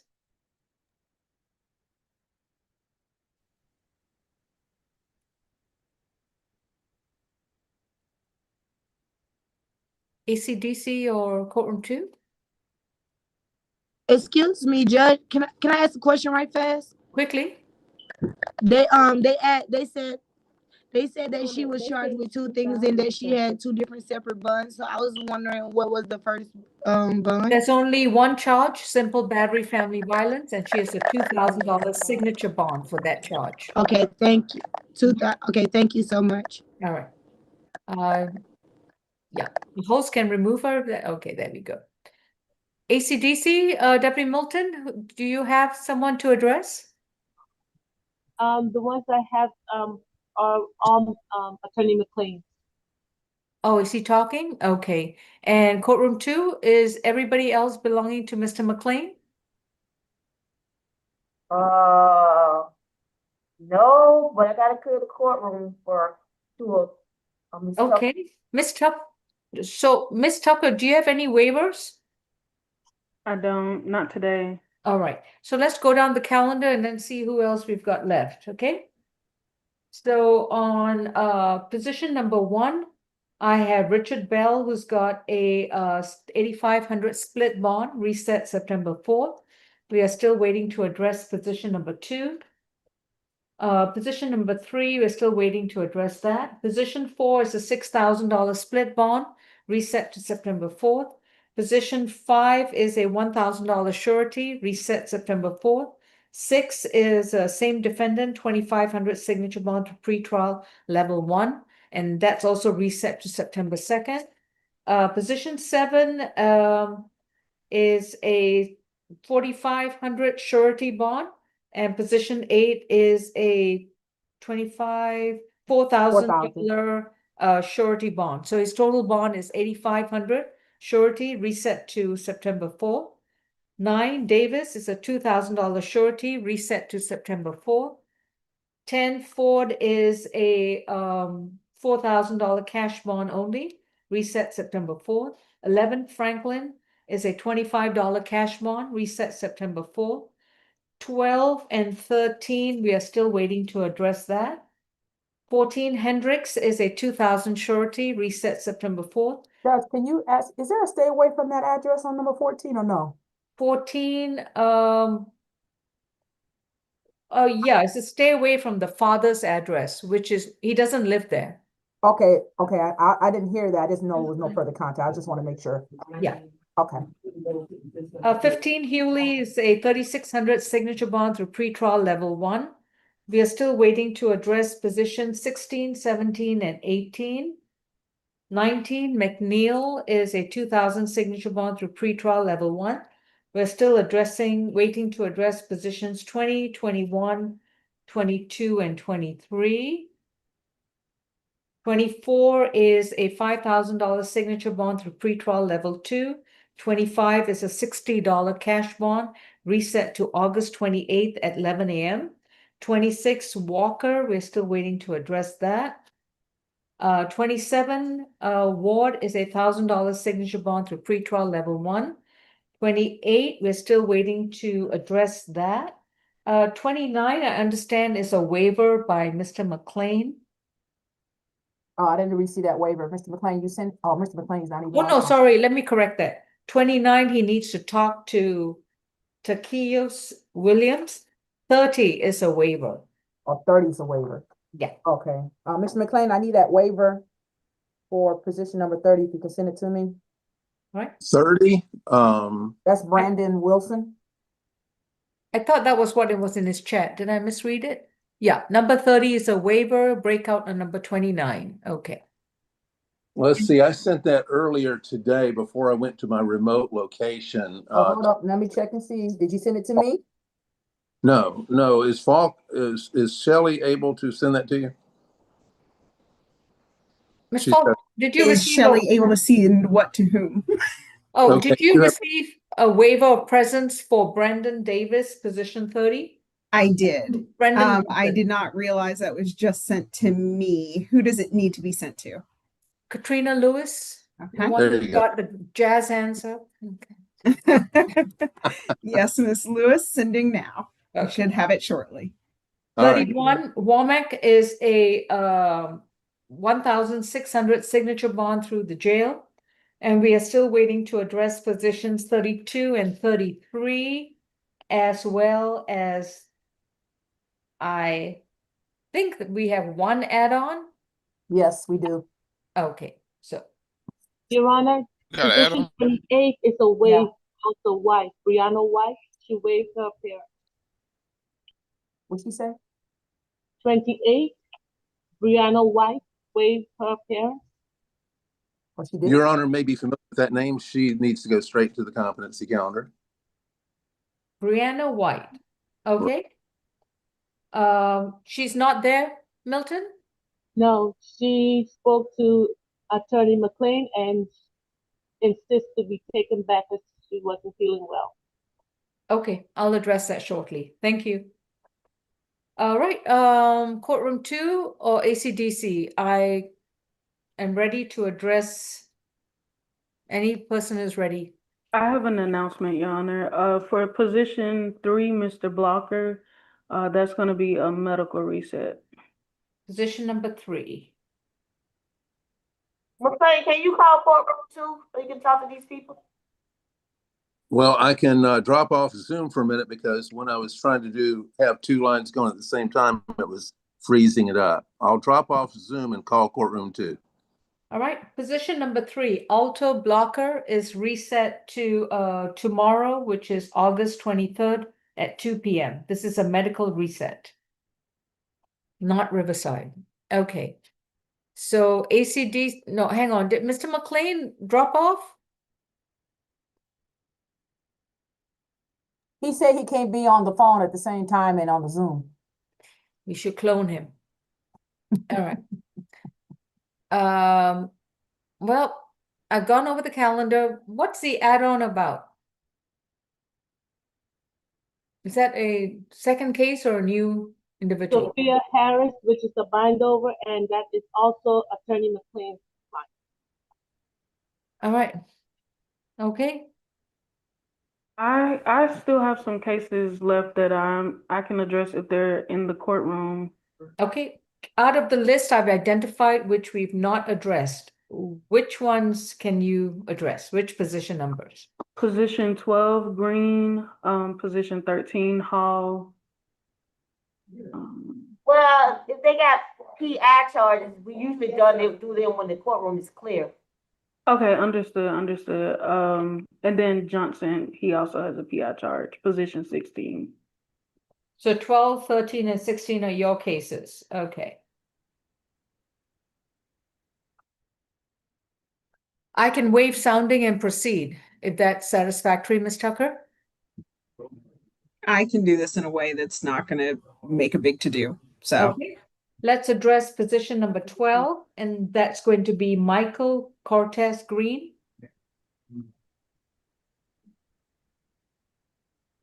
Position number 12 is present.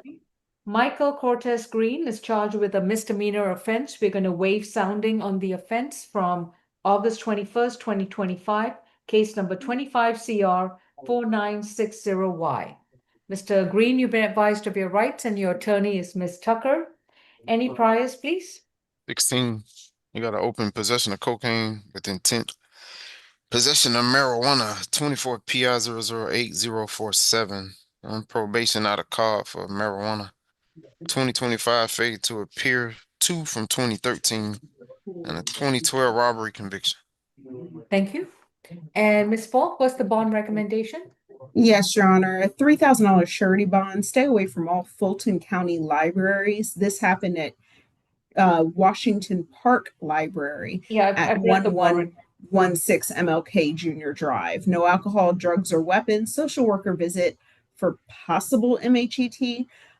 We are concerned about the recent marijuana WID conviction from Cobb, where he got 5 years, served 90 days. That was this year, as well as that February 2025 FTA out of Cobb. We believe he is a risk of reoffense and is a likelihood not to appear at trial.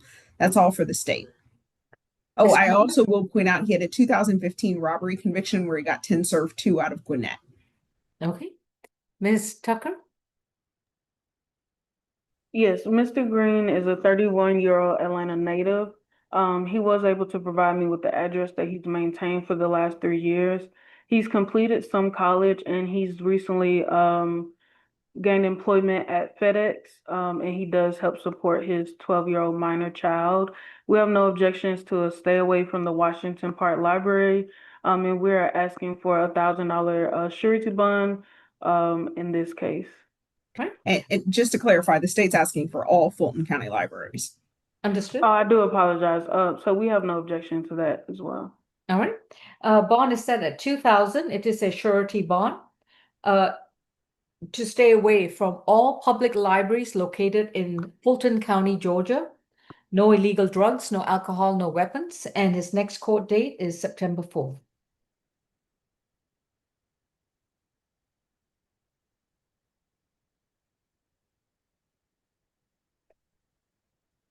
Courtroom 2, please unmute.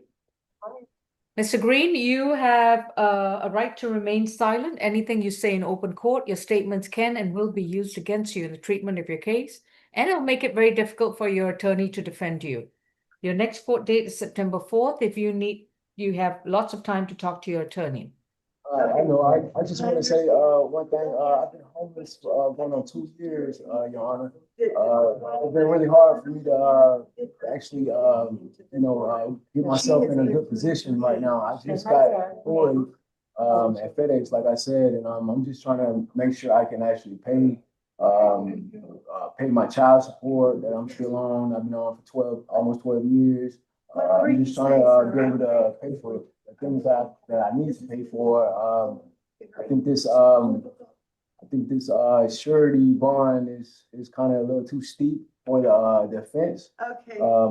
What's my name? Seeing the defense was like I said, in the location that it was, but still in the location that I was in, it was no way. It was a private location. I still was in. I was in a conference room, so that's like I said.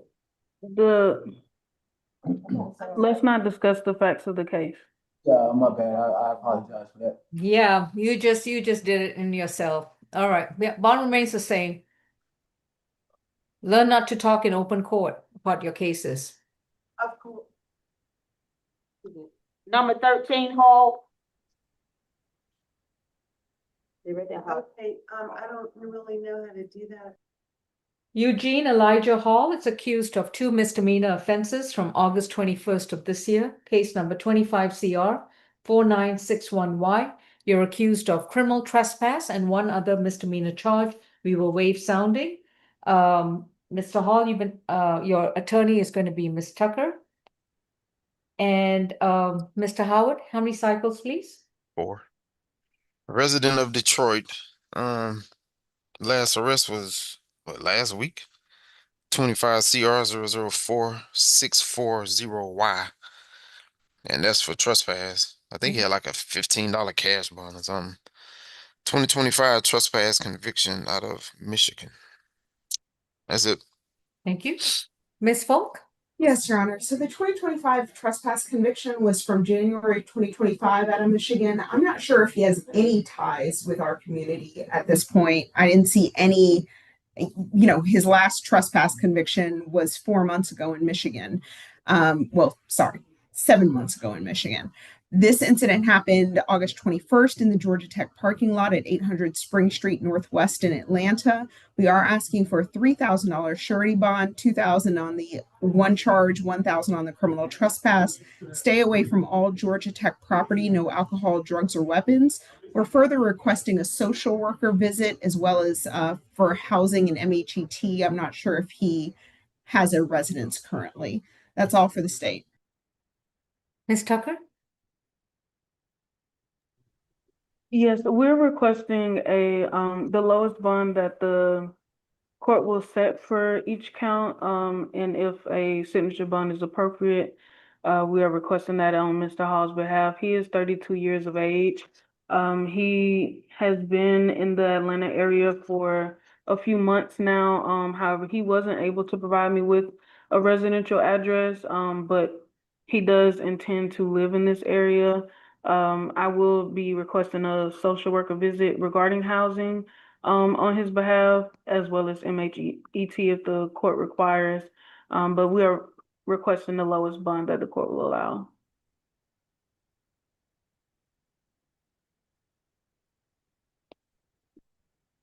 On each count, it's going to be 1,500. This is going to be a $3,000 surety bond. To stay away from all Georgia Tech property, he is currently under a 2-year suspension from Georgia Tech property, and he really needs to comply with that in addition to this bond order. No illegal drugs, no alcohol, no weapons, and his next court date is September 4th.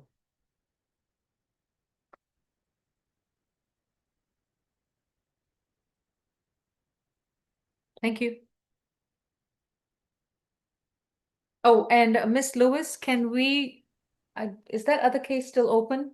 25 CR 004-640Y? I think it is. Yeah. It is. Can we reset that to September 4th as well? Yes. Thank you. All right. Number 16, Johnson. Okay. Jackie Johnson's accused of 3 misdemeanor offenses: simple battery, reckless driving, and count 1 is the one we are waiving sounding. Case number 25 CR 4956G. Mr. Johnson, you've been advised of your rights, and your attorney is Ms. Tucker. Any priors? Second. Got to open 2 counts of reckless conduct, 19 CR 009 150G. Ms. Falk? Yes, Your Honor. On the 2019 case, he actually had a $2,950 surety bond. On that case, it was alleged he had jumped on a bed where he had placed a gun, shooting one individual, Ashley Williams, and endangering another, Ishmael Williams.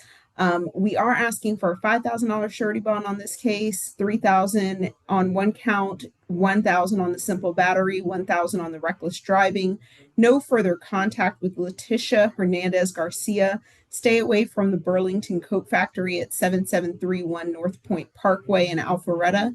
No alcohol, drugs, or weapons. We're also requesting a social worker visit. I do understand that this happened a year ago. However, the state does have concerns based on the conduct. That's all for the state. We would like to sound for Miss Letitia Hernandez Garcia if she is here at this time. Ms. Garcia, if you are on Zoom, this is the time to unmute and start your video. All right, Ms. Tucker? Mr. Johnson is an Atlanta native. He is 28 years of age. He has provided me with the address that's been in his family for 13 years. He's completed a bachelor's in sociology. He's currently employed at Exeter. He's worked there for the last 2 months, and he helps support his 2-year-old child. We have no objections to a stay away from the Burlington, as well as no further contact with Ms. Garcia. We are requesting a signature bond on behalf of Mr. Johnson. He's not had an arrest in over 5 years. He does not have any failure to appears. And the incident happened a year ago. He hasn't reoffended or picked up a similar offense. So we are asking for a signature bond on his behalf. All right, thank you. On count 1, that's going to be a $1,500 surety bond. On count 2, that's going to be a $1,500 signature bond through pretrial services level 2. And count 3, that's going to be a $1,500 signature bond through pretrial services level 2. His total bond is going to be a $4,500 split bond.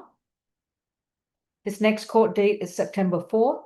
No contact with Letitia Hernandez. To stay away from the Burlington Coat Factory at North Point Parkway. No illegal drugs, no alcohol, no weapons. And his next court date, September 4th. Thank you.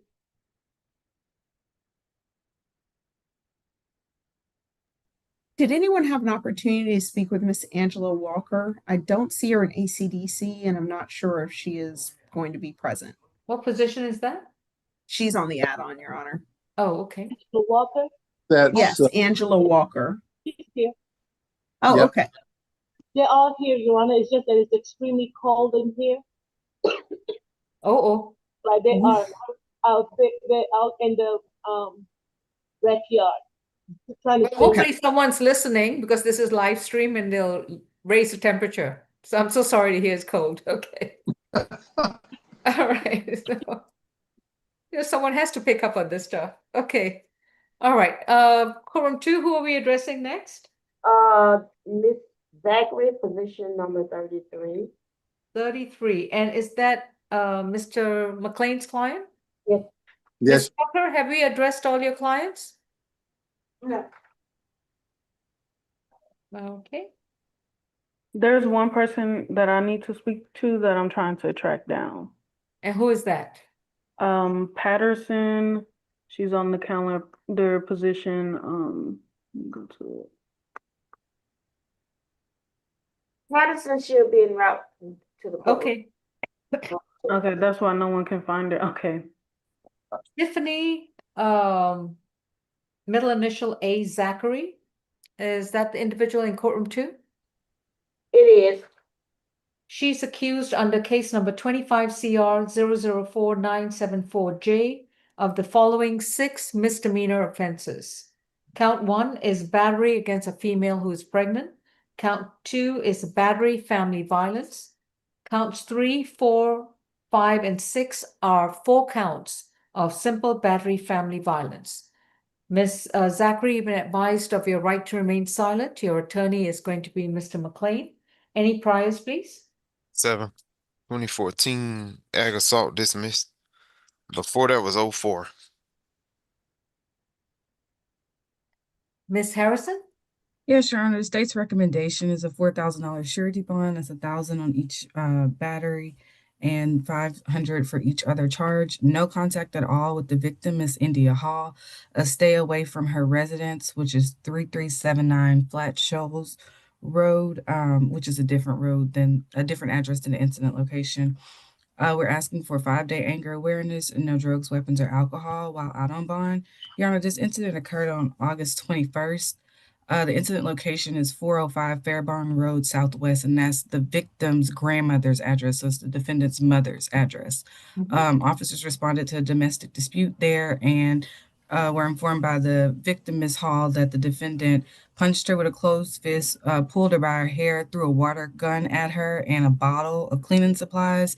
And she also struck her multiple times with a broom across her chest and her stomach. And Ms. Hall, again, is visibly pregnant. We did speak to her. She stated that she confirmed the events in the warrant. She stated that the defendant is her mother. She had to go to the ER because her stomach had been hurting all night. Her body is sore and her finger where she was bit was swollen. She's 6 months pregnant and she's high risk. She said during the altercation, the defendant continuously spit on her and made threats about her killing her newborn child to 911 officers and continuously struck her. She wants no contact at all with the victim. She is in fear of the victim. No contact at all, I'm sorry, with the defendant, is in fear of the defendant, and would like her to have no contact at all with her or her children. And again, she wants to stay away from her residence, which is 3379 Flat Shoals Road, apartment F6. And we'll sound for Miss India Hall at this time. And that'll be all for the state. Ms. Hall, if you'd like to add more information, you are free to do so, but you'll need to unmute and start your video. Right, Your Honor. Did you want to say something more? No, I just want her to leave me alone and don't have no contact with my kids because my daughter, I had to pick her up from school today. She was traumatized how my mom had attacked me in front of my kids. Okay, please mute your screen. All right, Mr. McLean. Your Honor, Tiffany Zachary is 47. There should be no problem with the stay away, or there won't be a stay away per se, but I mean, they'll stay away from each other. She will stay away from the person. There will be no contact. The 2014 matter was dismissed. as it should have been. Had no merit, she says. Prior misdemeanor conviction, PSA says yes. Nothing else, no violent convictions. The prior FTA, it says, is older than 2 years. So high school education, works for a large governmental unit. There won't be any problem with her showing up in court. That the Odyssey has her stable address, and I have emergency phone numbers through other family. We would ask for a signature bond. Thank you. All right, thank you. On count 1 and 2 is going to be 2,500 each. Count 3, 4, 5, and 6 is going to be 1,000 each. And that's going to be a $9,000 signature bond through pretrial services level 3. What that means, Ms. Zachary, is that it's a $9,000 bond, but you don't have to pay for it today. And if you don't comply with the conditions, we will revoke the bond and you'll have to pay for it the next time, which could either be the same amount, 9,000, or it could be higher. And it could either be a surety bond or a cash bond. The conditions to your signature bond at the present time is no further contact with India Hall and her children. You are to stay 200 yards away from them. You're not to communicate with them in any way, form, or manner. If any of them is visiting the grandmother's house, that is your mother's house, you cannot be at the same location. Do you understand? Wherever they're physically located, work, school, on the public street, you are to stay 200 yards away from her. You are not to consume any illegal. Put your hand down. Put your hands down. If you keep raising your hand, you're not listening to what I'm saying. And then when you show back up in jail, you're going to cry that you didn't know. So, Miss Zachary, pay attention. As I was saying, no further contact with India Hall and her children. And you cannot go to your mother's house or stay or be at your mother's house if India and the children visit grandma. Do you understand? You are not to consume any illegal drugs, and you're not to consume any alcoholic beverages, and you're not allowed to own or possess any firearms. While you are out on a signature bond, within 30 days, you will enroll in a domestic violence intervention program. This is a series of 24 classes that you must enroll, pay for, attend, and complete without missing or skipping any classes. If you get arrested again, if you fail to report to court when summoned, if you don't report to pretrial services once a week, and if you don't take those classes, your bond will be surrendered. What is your question? Keeping in mind that you have a right to remain silent. Anything you say in open court, your statements can and will be used against you. Oh, Your Honor, I'm going to be. Go ahead. I'm sorry. I'm going to be calling the courtroom after court, so I'll answer her questions then. Would that be all right? Okay. We will see you in court. We will send the notices to your current address. And if you change it, make sure you let us know in writing. Thank you, Your Honor. Thank you. Next case in courtroom 2 or ACDC. I'm sorry, I'm going to ACDC. Position India 26. Hall. Position. 26, Angela Walker. Okay.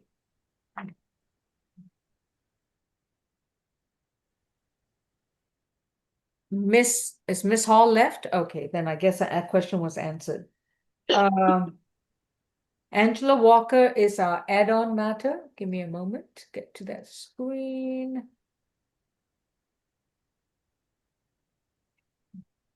Hang on. Angela Walker, is she on the add-on? No, she's Harris, She's on the regular calendar, Judge. I apologize, Your Honor. I wasn't keeping track properly. Walker is on the regular. Harris is on the add-on. Oh, okay, no problem. No problem. 26. Okay.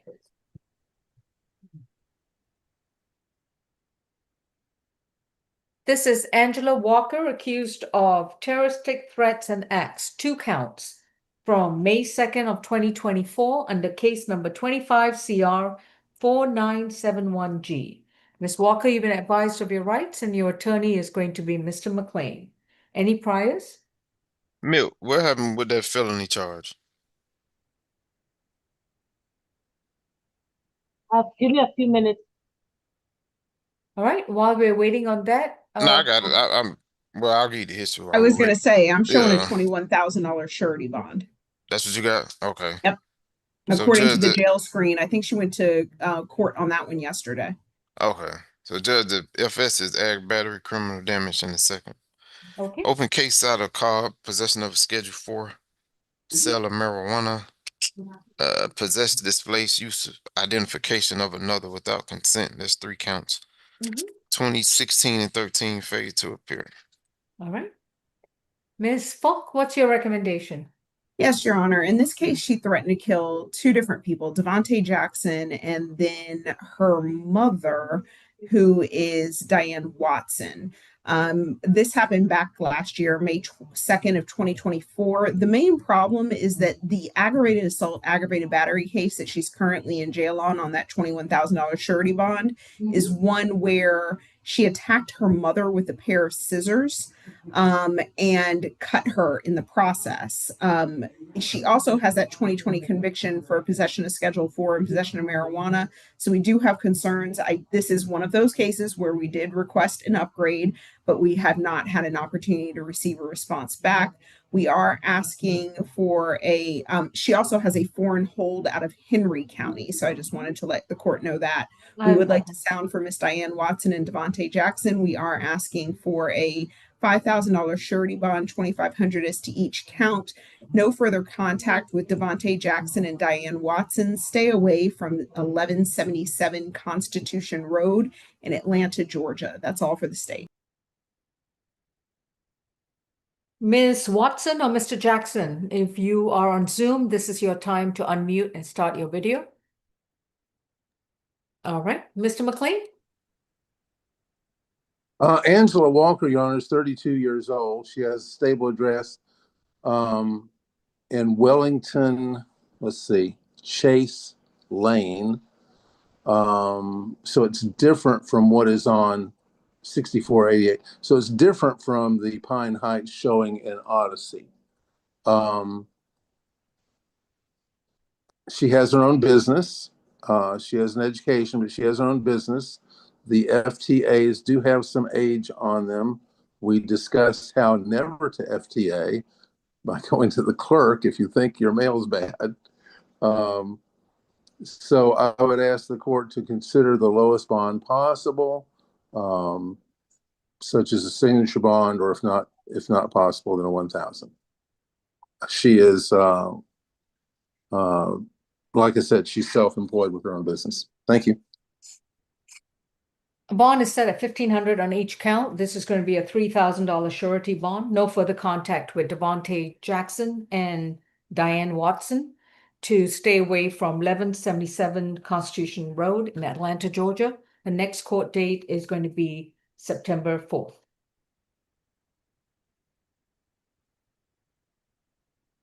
Position number 2, Mr. Berts.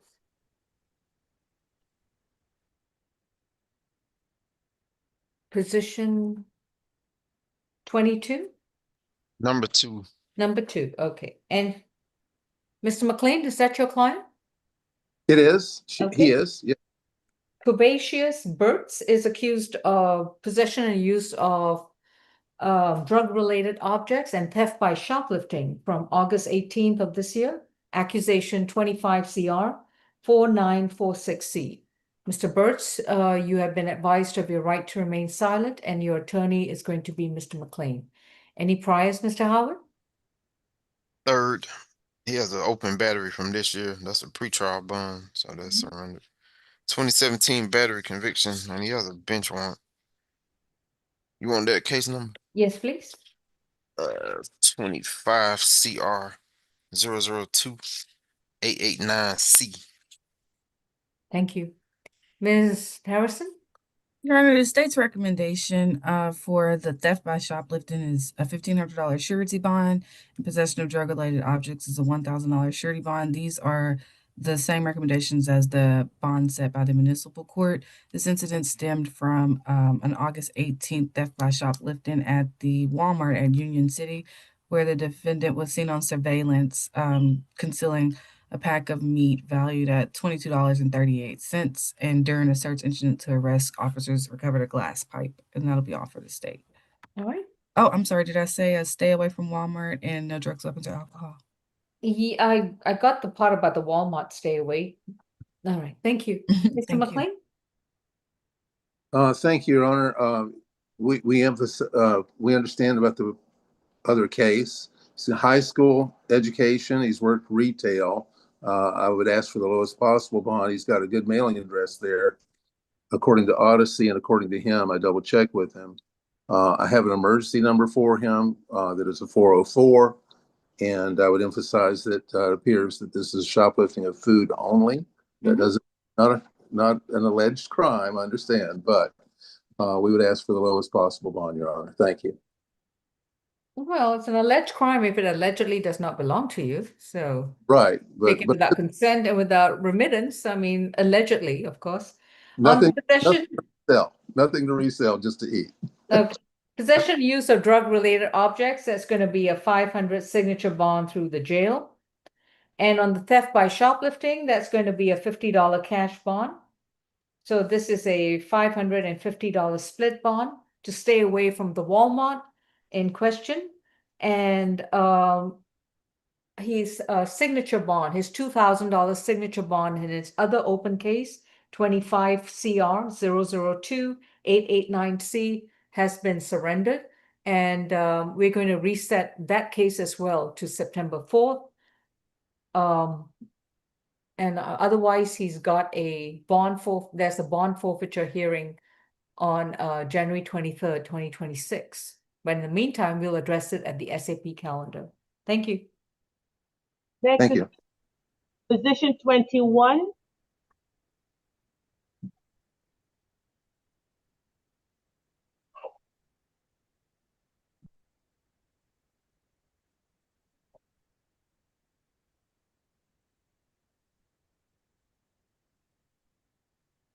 Aralin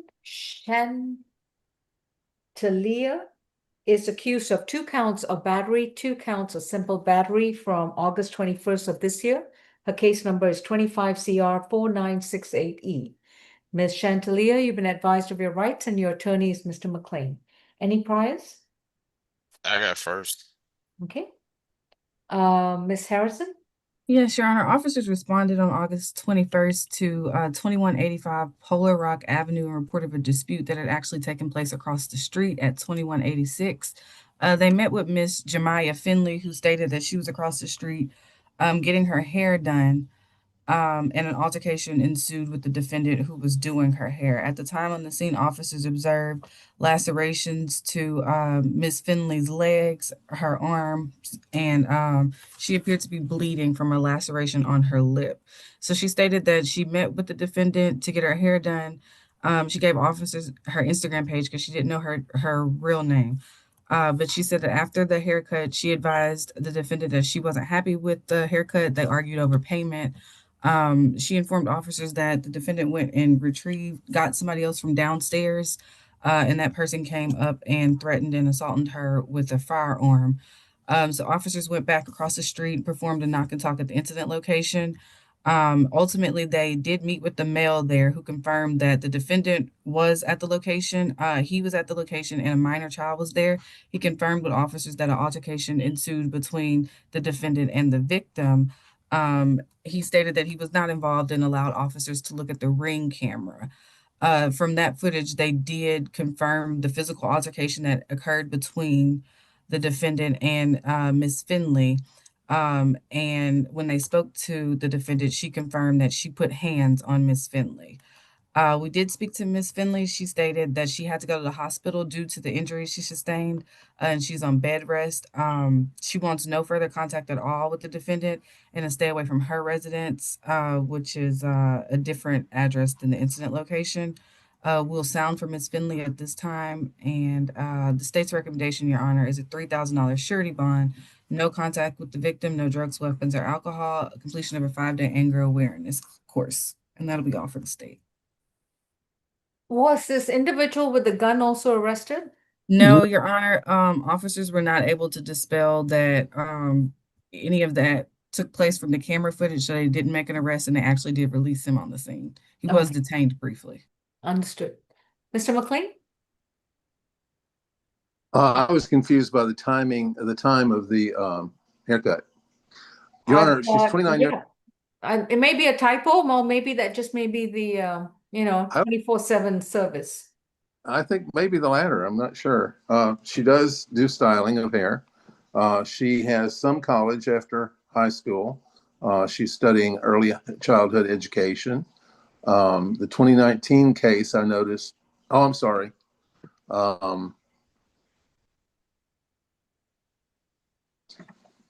Which number on the calendar is this again? This is 21. 21. Let me make sure I'm speaking of the right high school. Hang on just a second. Well, you got the timing of the alleged haircut correct? It's the Wooten thing, Wooten matter. Okay. Okay. So the 2019 matter was dismissed, and the Wintergreen Drive in Fairburn is a correct address. So Mr. McLean. there won't be any problem. Yes. Yeah, I'm sorry, that I don't think that's the correct defendant. This is at Polar Rock, and it's over a haircut. It's Right. Miss Aralin. Right. Let me try the right page, Your Honor. I just grabbed the wrong sheet. I'm sorry. Okay, no problem. First of all, her name is backwards.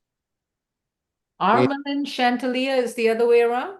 Yes, I reached her. The first person I reached today was her mother. Okay, so it's supposed to be Chantelia Aralin? Correct. Okay.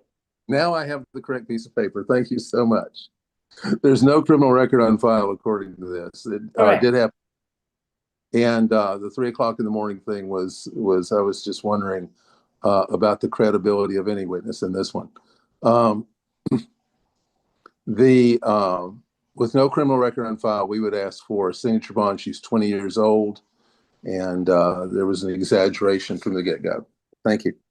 All right.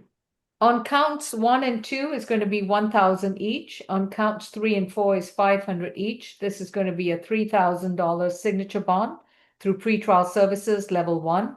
No further contact with Jemiah Finley, and no illegal drugs, no alcohol, no weapons, and no firearms. So if Mr. Presley owns a firearm, either Mr. Presley and the gun goes, or just the gun goes, because you cannot be in the same house with any firearms. You can't have any firearms on your person, in your premises, or anywhere near you. No illegal drugs, no alcohol, no weapons. And you are to undertake 2 anger awareness classes while you report to pretrial. Thank you. Your Honor, did you say level 3? Level 1. Okay, I'm sorry. Position number 22 and 23. There was no contact, right? No contact with Jemiah Finley. This is the first arrest for Thurkill. And Miss Lewis, we might want to make a note that she's also known as Chantelia Aralin, if it's the other way around. Okay. Right. That's Amy Thal, Thal, has 2 matters before the court. Position 22 is violating a family violence protective order from August 21st of this year, case 25 CR 4969B. And the second matter is criminal trespass causing damage to property from July 19th, 2025, case 25 CR 4970B.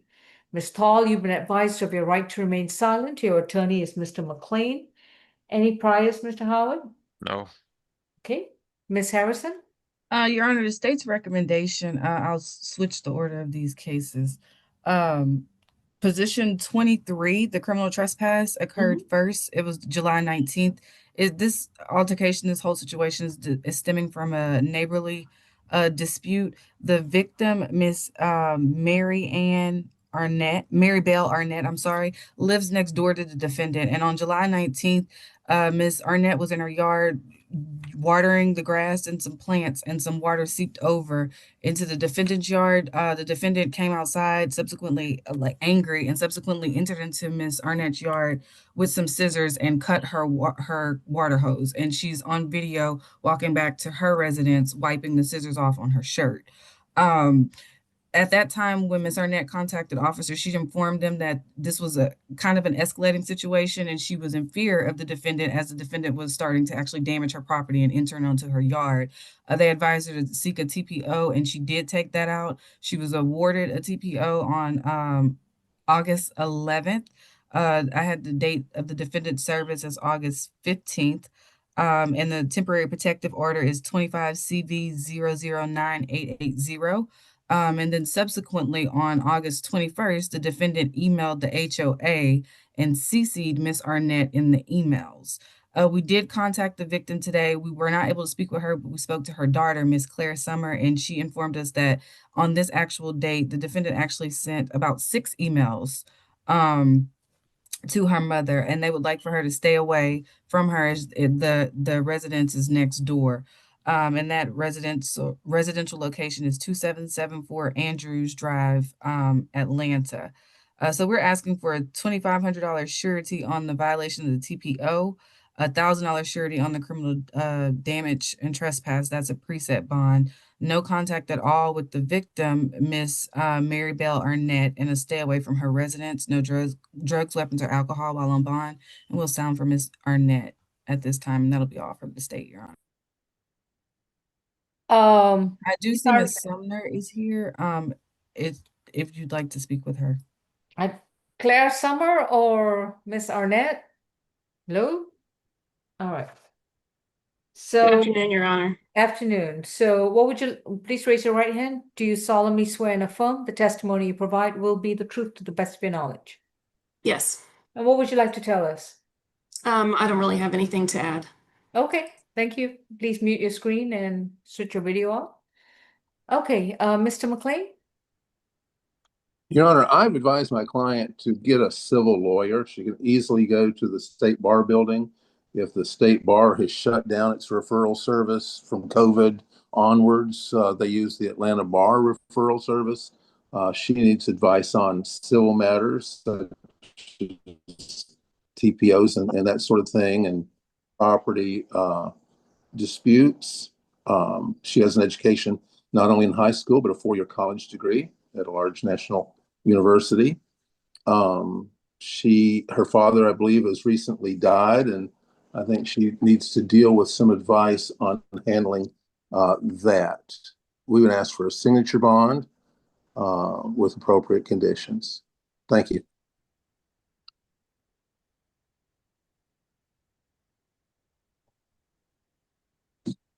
And Miss Arnett's not on Zoom, right? Okay.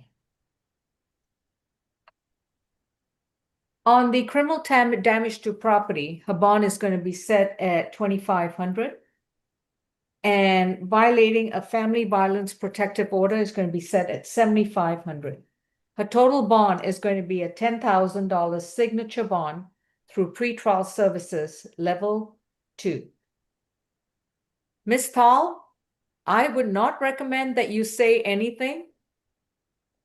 You are going to have a hearing scheduled in Superior Court to deal with the protective order case. Do you understand? Yes, but I didn't know what a TT. Be quiet. Yes. Come on. If you want to talk, I'm going to keep quiet and let you speak and dig your own grave. Yes, There is a reason why your bond is so high, 10,000.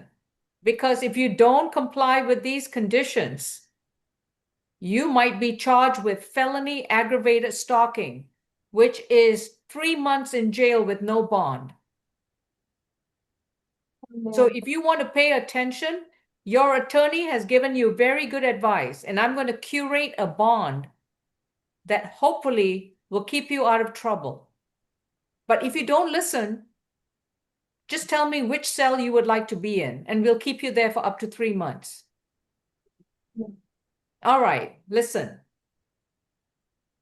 You will have a hearing in the protective order case. I don't know when. You will need to make sure you check with the Superior Court Clerk's office and make sure that you comply with the conditions set forth in that protective order.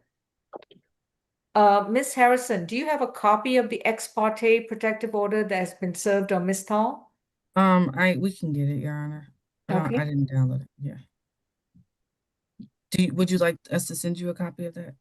No, I just need to know whether she's required to stay 200 yards away from Miss Arnett's house or whether she's not allowed to be outside the house when Miss Arnett is outside. Okay. Okay. So like I said, it's a 7,500 signature bond through pretrial. You can sign up for your bond today, but you must strictly comply with the protective order. And that's what I'm going to require you to do as a condition to this bond, is to strictly comply with the protective order issued in 25 CV, and I wrote it down somewhere. Well, whatever protective order you were served.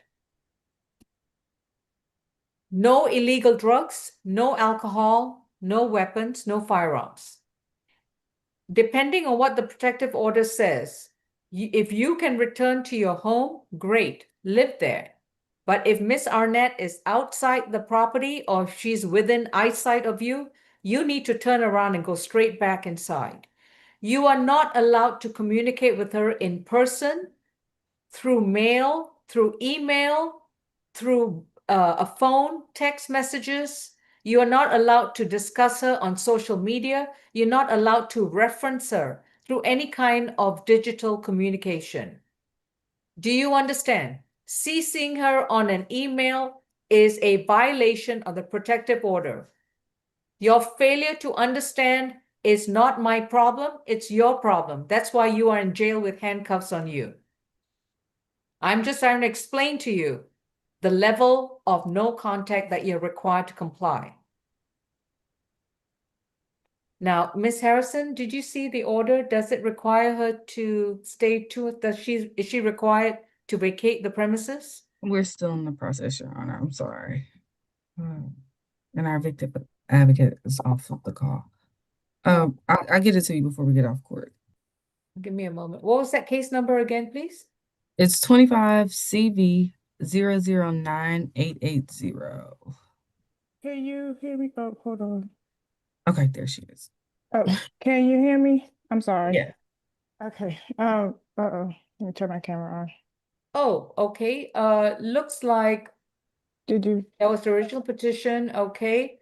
There's been a continuance order from August 12th.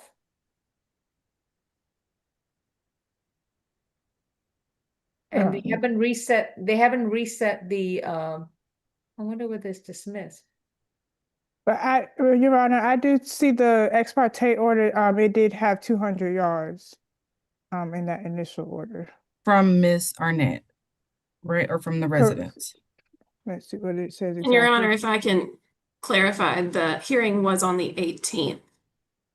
This past Monday. It was continued from the 11th. And was it continued to the 18th?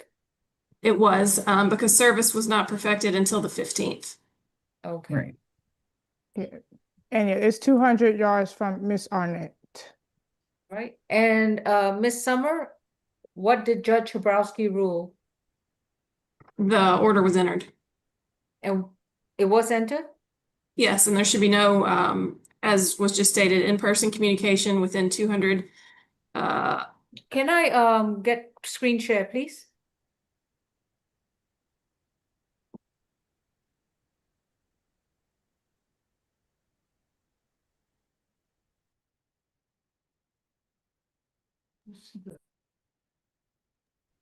Okay. Do I screen share? Okay. Only thing I have on file right now is the temporary protective order. And it says that if respondent is required to stay 200 yards from the petitioner, if the parties are at home, the respondent must refrain from approaching within at least 9 feet from the petitioner and remain safely on respond. And so I guess the respondent, I guess that's Judge Habrowski's way of saying that if you are in public, not at home, you're required to stay 200 yards away from her. And if you are at home, you are required to be inside when she's outside. In other words, you're not to be seen within eyesight of her. Understood? Now, I don't know what Judge Habrowski ruled on August 18th because that order is not on file yet. So, but my condition to your bond is that you're required to comply with the protective order issued in case 25 CV 009880. And that's the condition to the bond. Do you understand? Okay. No illegal drugs, no alcohol, no weapons. You report to pretrial once a month. And that would be the same conditions for position 23, 2,500 signature bond through pretrial level 1. Unmute courtroom 2. Yes, Ms. Tall. Yes, I have a surgery. That's why I was out of town in Chicago for a doctor's consult on the 18th. My birthday was the 16th. That is not my problem. That is something you take up with Judge Habrowski in Superior Court. I don't know what a weekly pretrial, what any of that means, nor did I know. Pretrial services is a agency with our court system where you report to the individuals once a month. You will have an orientation about the program, and it's a condition of your bond. If you violate the bond, if you get arrested again for anything else, you lose your $10,000 bond and you're back in jail. Yes, ma'am. I didn't know what a TTO was either, so I didn't know I wasn't supposed to email. That is why Mr. McLean has recommended you hire a civil attorney or an attorney who deals with these kind of issues. I appreciate it. Because unfortunately, your ignorance of the law is not going to help you. Yes. The reason I recommended Monday morning for her to go see the state bar to use the referral service is because today is Friday. Otherwise, I would have been saying tomorrow morning, first thing at dawn's light. Okay. Thank you. Best of luck. Thank you, Your Honor. Thank you, Mr. McLean. Next is position 32. Ms. Wooten. And ACDC, my apologies. I had said Angela Walker. I meant Sophia Harris. Do you have her there as well? Yes, I do. She is add-on 1. Okay, and if it's possible, if we could do her next, I would appreciate it. Okay. No, not next now, just next after this defendant. I apologize. Let me clarify. Next after this defendant. Thank you. It's Friday, Miss Falk. Okay. It's one of those days for everybody today, believe me. It's okay. Been wild and wild. Are you ready with to address Ms. Harris, Mr. McLean? Yes, Your Honor. All right. This is Sophia Harris, case number 25. Who's this? Wait, this is supposed to be This Wooten, right? Yes. Harris. Okay. Harris is next, so we're doing Wooten now, No, correct? it's fine. Sophia Harris is now seated. Let's just go with Miss Harris. Sophia Harris, raise your right hand. Thank you. You may put your hand down. 25 CR 004977C is Miss Harris's criminal accusation. She is accused of criminal trespass from August 4th, 2025. Miss Harris, you have a right to remain silent. Anything you say in open court, your statements can and will be used against you. You have a right to an attorney. If you cannot afford one, Mr. Michael McLean will be your appointed counsel. Any priors, Mr. 30. Howard? 30. Okay. Last arrest I got is August 3rd, trespass out of the city. 2024 failure to appear. 2024 trespass no lows. 2 from 2023. 2021 theft of lost mislaid property, given false name conviction. I stop there. All right. And Miss Falk, what's the bond recommendation with regards to staying away from MARTA property? She actually has a 365-day suspension, so we're asking for a $1,000 surety bond, stay away from all MARTA, pursuant to that 365-day suspension. No alcohol, drugs, or weapons, and a social worker visit. She's also currently on a $2,000 surety bond on a bench warrant on an 18 CR 0011, 011032C. So 18 CR 011032C. So she is not, unless she makes that bond as well, she is not going to be released. That's all for the state. Mr. McLean, any objection to a $1,000 surety bond? Well, Your Honor, we would ask the court to consider a signature bond if it's legal, but we understand that there are some problems here with some recent cases. She does use 201 Washington Street, which is an excellent mail place. It is a Hope House, and so she does get her good mail there. She's worked in the restaurant industry, and she's also done moving, which I would call the logistics industry. She's had a high school education and actually some college too. We would ask the court to consider the lowest possible bond. And Your Honor could do a pretrial services bond, but not a signature bond through the jail because she has 2 FTAs in the last 2 years and multiple criminal trespass convictions. All right. On the criminal trespass at the Lakewood station, that's going to be a $50 cash bond. And we're going to reset this case to September 4th, along with 18 CR 011032C. Stay away from all Marta property in accordance with all active suspensions. Thank you. Petition number 20, Mr. Patterson.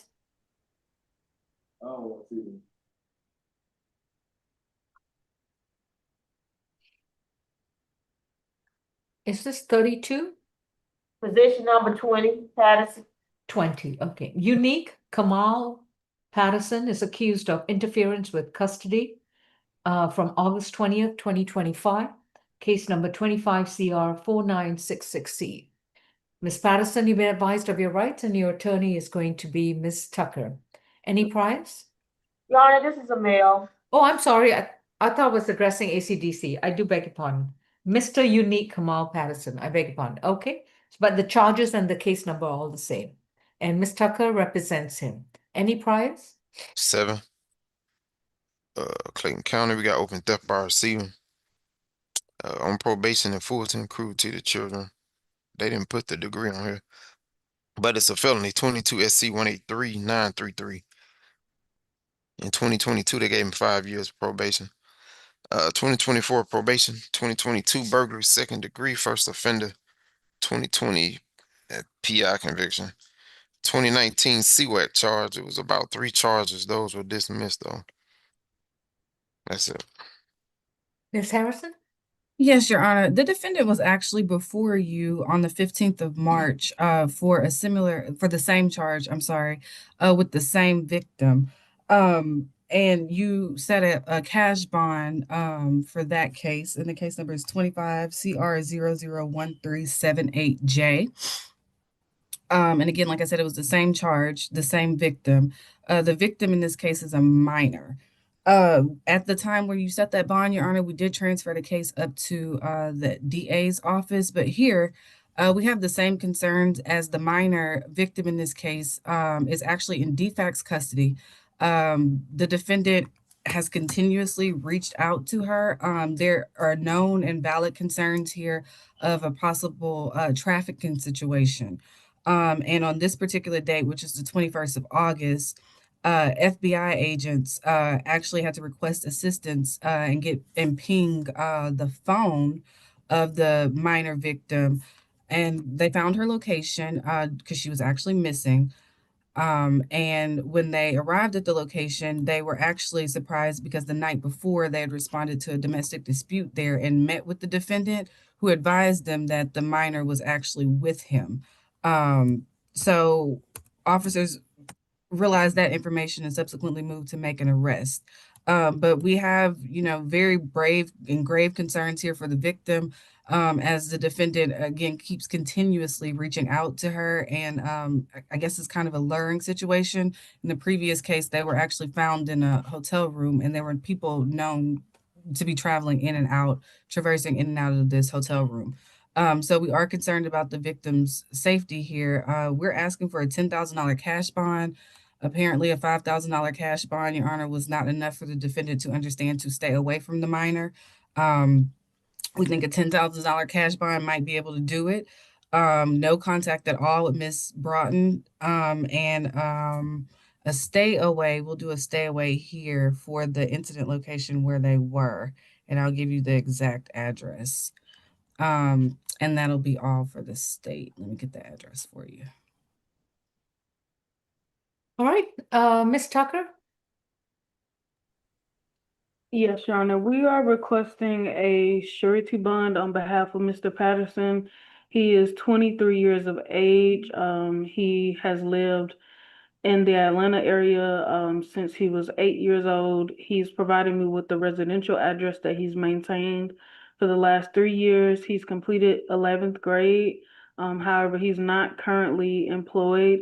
We have no objections to a stay away, as well as no contact with Ms. Broughton. And again, we're asking for the lowest surety bond that the court will allow in this matter. No. And it's 1600 Prior Road, Your Honor. Was the 1600 Prior Road? yes, Your Honor. All right, thank you. Unmute courtroom 2. Mr. Patterson, you have a right to remain silent. Anything you say in open court, your statements can and will be used against you. If you want to waive your right to remain silent, you do so at your own detriment. Up to you. Does that mean you're waiving your right to remain silent? Yeah, I'm waiving my right. I'm sorry? Yeah, I'm waiving my right. It's your funeral. Okay, well, like they said, I was here, March 14 in front of you, for the same charge. They did bump my charge up to a felony penalty. They put me on the news for sex, human trafficking. I was locked up 5 months straight. They dismissed the case. They didn't have nothing on me from the beginning. Like I told you, I was innocent. This female that's in this case is the mother of my child. I'm not reaching out to her. She's reaching out to me. I only been out 3 weeks. 3 weeks. And as y'all can see that this female is keep running away from defects. She let y'all know herself that defects are not doing anything for her. She let y'all know from the beginning that she lied to me about her age. Yes, I did ask for identification. Yes, I did go through all the steps. I was catfish. I fell in love with this female. She had my kids. So this female being the mother of my child, and when she come to me for help, it's just the heart I got. Yes, I do help her out. Yes, I do feed her. Yes, I do shower her. Yes, I do whatever I need to do to make sure she's straight. I don't do this because of the liking of a sickness mind. I don't do this because this is what I want to do. It's just kind of hard I hide, and this is the mother of my child. So I just ask Your Honor if you can understand where I'm coming from as a man. I understand where I'm coming from as a father. You feel me? I'm not a bad person. I'm not a threat to society. You feel me? And that's all I gotta say, Your Honor. Your Honor, the state wants to highlight 2 things. One, the defendant's date of birth is 7/27/2022. Again, the victim is a minor. She is 17 years old. We would also like to highlight that the 22 SC case, the cruelty to second degree, the defendant it's a case with he had first offender probation. He's ordered not to have contact with anyone under the age of 18. So again, he's in violation of his probation, again, with this case. And he was ordered a SDET. So while we understand what he's saying, he's not allowed to have contact with any minors. Excuse me, ma'am. I wouldn't advise you to continue speaking on the record. I'm not on probation at all. She keep bringing up my record that happened when I was 16 years old. I was still a kid myself, so I don't even know why she's bringing up an incident that's not dealing with nothing that's going on right now. Yes, I was advised to stay away, but like I said, I was lied to. It happened in life. You feel me? I was lied to. I'm not a bad person, so I feel like 10,000 straight cash bond, knowing that I don't have a job, knowing I was only out for 3 weeks, and you're requesting a 10,000 cash bond, I cannot pay that. I don't have family up here with me. I'm down here by myself. I ain't even got a chance to get myself right. I was just in the process of getting hired at Amazon. God just scooped me up out the street, trying to be a good person to the mother of my child. That's all it was. You feel me? With none less, none more.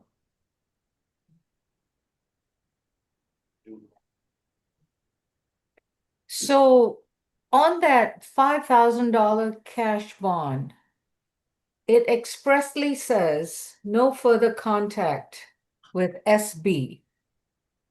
Yes, ma'am. The minor that you are in love with and the minor with whom you have a child. Yes, ma'am. And you're telling me that you violated that condition. I never knew anything of that. Yes, you did, because I told you that expressly in court. You're required to stay 200 yards away. You're not to have any contact with her and you are not to communicate with her in any way, form, or manner. Yes, ma'am. If you did tell me that, I think I was emotional that day, so I wasn't really like. No, listening. you're just stupid. No, I'm not. You're just stupid. I mean, stupid, stupid, and you are $5,000 cash bond stupid. I don't even know. I can't, there are many words for stupid, and that's the only word I can say on a live stream. So if I'm stupid, I just be the Fed. You are so stupid that if I'm so stupid, the next stupidest person doesn't even exist. But excuse me, ma'am. Mr. Patterson, Excuse just allow Judge Lowe to speak, please. Yeah. If you This is can my just way of please- telling you that you have absolutely no right to have any contact with her while you have this criminal case pending I don't have against no you. criminal. I don't have no criminal case pending. I beat the case. Your case number, in case you forgot, because you're so stupid, I beat the case and I have no case. is 25 CR 001 378J. And that's the case that we addressed in March. It's still open, it's still pending. You didn't beat anything. Oh, I'm talking about the main case. I never knew anything of that. Nobody told That is still a criminal case pending against you, and you were told not to have any contact with the minor SB until the case is dismissed or you're acquitted or Yes, I was anything to that told. effect. I was told that this case. Because whatever you were told, you're so stupid, you don't understand. I'm saying my lawyer. That's what my lawyer told me. So You are so dumb. You are so dumb. That's another word, dumb. Bond is going to be set at $10,000. It's going to be a surety bond. And he is required to have an ankle monitor where the monitoring expenses are going to be paid by him, and the monitoring shall be on him for up to 2 years or further order of the court. He is required to stay 1,000 yards away from the minor SB. 1,000 yards. That's the length of 10 football fields. You are not to be in the same vicinity of her. You are not to communicate with her in any way, form, or manner. If she tries to reach you, just politely cut off the call, shut the door in her face, and make sure that you don't respond in any way, form, or manner to her. Because otherwise, that's another $10,000 surety bond cost to you. And in the next time I see you here, and if you violate any of the contact provisions, it will be no bond status for a misdemeanor offense. I got one more question. Do you understand? Yes, ma'am. I do What's understand. the question? I'm just trying to see how I'm so dumb and stupid for what my lawyer told me. Come on. I'm not even going to bother answering My that. lawyer told me that this case is over with. I never knew this case was over. You can take that up with your lawyer. Thank you, Deputy. We're done with this gentleman. Hey, what was that amount? Somebody was knocking on the door. I had to get the door. Sorry, 10,000 surety, 24 Okay. months ankle monitoring, no contact. Thank you. And Miss Tucker, if you ever speak with him again, maybe show him the copy of the Constitution. All right. Who are we addressing next? Position 32, Ms. Wooten. 20. I'm sorry, 32. 32. Okay, got it.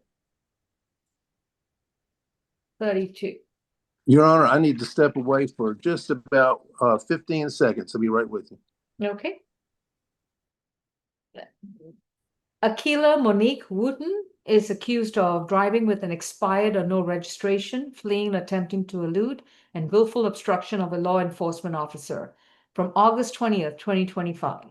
Ms. Wooten, you've been advised of your right to remain silent, and your attorney will be Mr. Michael McLean, who will be joining us very soon.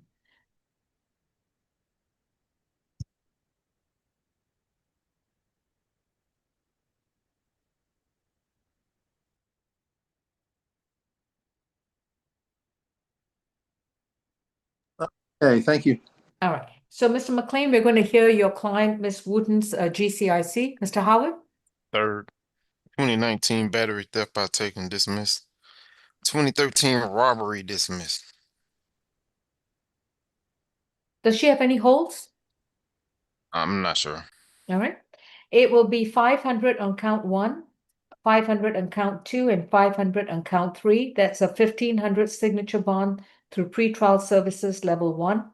No driving unless she has a valid driver's license, correct registration, and adequate insurance for the vehicle she operates. Her next court date is going to be sent to her current address. Thank you, Ms. Wooten. Can you go over that bond again? I'm sorry. 500 on each count, 1,500 signature bond through pretrial level 1. Next case. Position number 17, Johnson.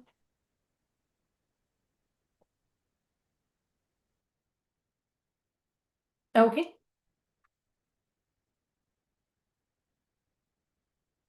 Melvin Johnson's accused of criminal trespass, 2 counts from August 14th of this year, case number 25 CR 4957B.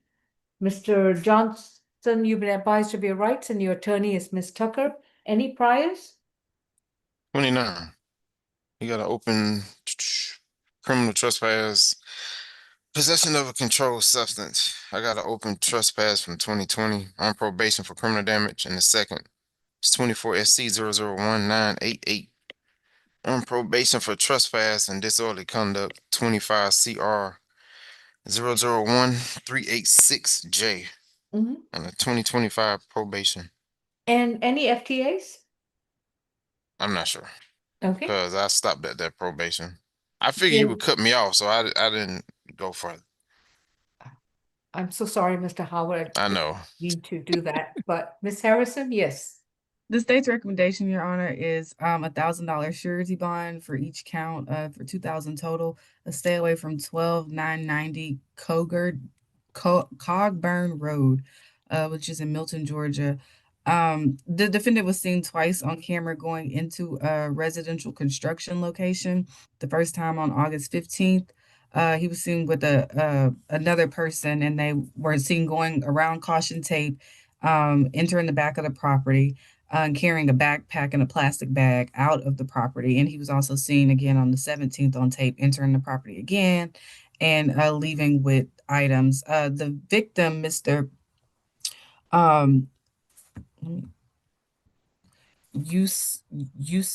Sahaki. Yusuf, I know who you're talking about. Go Okay. ahead. Yeah, we did speak with him. He stated that the defendant did return again on the 17th. He hasn't seen him since. He does believe that they took some waterproof boots, estimated at about $20, but he would like for him to stay away from the accident location. We will sound for Mr. Yusuf at this point. I think he was on the Zoom earlier. He was, he's left. Okay.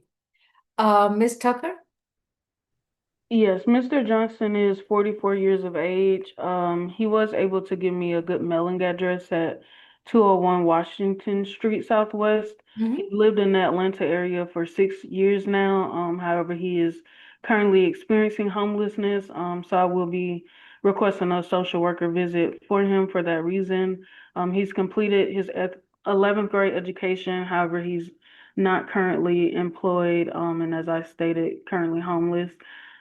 We have no objections to a stay away from the incident location, and we are requesting the lowest bond amount that the court will allow in this matter. It's $750 for each count. It's a $1,500 surety bond. Stay away from the incident location. No contact with Mr. Yusuf, and his next court date is September 4th.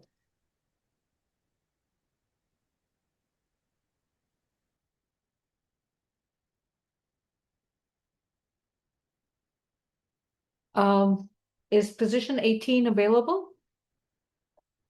Position number 9 is. Chastity Lawrence? Oh, I don't know. She might have been at ACDC when this happened. Okay. Ms. Tucker, did you talk to a Chastity Lawrence? Or Mr. McLean? Position 18. I have not. I was told that Ms. Lawrence bond was paid. Okay, so we'll check and see whether she's released. I'm going to reset her case to tomorrow's SEA calendar, and if she's released, then the situation will be moot. So who do we have in courtroom 2? Number 29. 29, okay. I thought this was, oh, okay. So Mr. McLean, you've spoken to your client? Who's 29? Takius Williams. Yes, Your Honor, I have. Okay. Mr. Williams has got the following charges. I'm going to waive sounding on 2 of them. And then the remaining 5, I think it's 5, 1, 2, 3, 4, oh, excuse me. Remaining 6 charges are loitering or prowling. The incidences range from October 31st, 2024, and then through May 27th, 2025, and then 2 more charges from July 2nd, 2025, and then count 6 is from June, excuse me, I think I got. Then the last 2 charges are from July 12th, 2025.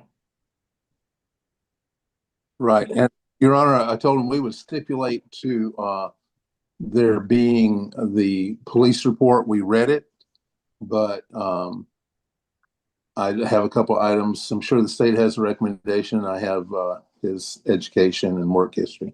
Okay. And Mr. Howard, how many priors? That's his 3rd. He got an FTA from this year. Okay, thank you. And Ms. Harrison?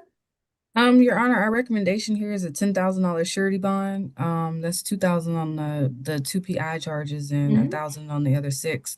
As you stated, these incidents range from October of 2024 up until last month. We have concerns that the defendant is really a threat to public safety, as it seems as though in each incident he is waiting until women are isolated in their vehicles at gas stations, particularly the Quick Trip and BP, and he's catching them either early in the morning or late at night, pulling up next to them and holding his phone up, showing a pornographic video, specifically someone masturbating. And 2 of these victims actually were able to see him in action inside the car due to the light on the phone. The particular incident on May 27th, the victim actually contacted the police because it seemed that as though the defendant was following her, and police actually were able to confirm that he followed her out of the gas station and did take one turn that was the same turn that she was taking. So it did appear that he might have been following her. So we do have some concerns about his progression here and these incidents getting subsequently worse. As well as the safety of the defendant, of the victims. You do have the safety of the defendant here, because these are situations that could warrant someone to use force against him, quite frankly. Our recommendation is a $10,000 surety bond. We're asking for a stay away from the Quick Trip, which is located at 8200 Dunwoody Place. A stay away from the BP at 8763 Roswell Road. The victims here are Miss Lauren Burris, Natalie Roberts, Nicole Raymond. And Your Honor, officers were ultimately able to identify him through great detective work. The victims all had a description of his vehicle, and they went back and found surveillance of him doing this activity. So the incidences charged are incidences where they have victims, but officers did notice him on other dates, just riding around these parking lots at these gas stations, seemingly searching for people to pull this behavior on. So we're also asking for a social worker visit for MHET and SDET as well. And we will sound for the victims. Again, I have Ms. Natalie Roberts, Lauren Burris. I'm I missing think one. everyone's checked out now. I think Sorry, so Ms. too. Harrison. Okay. Mr. And that'll be all McLean? for the state, Your Honor. Thank you. Mr. McLean? Your Honor, he is a Georgian all his life. Finished high school in Athens, pretty much where he grew up.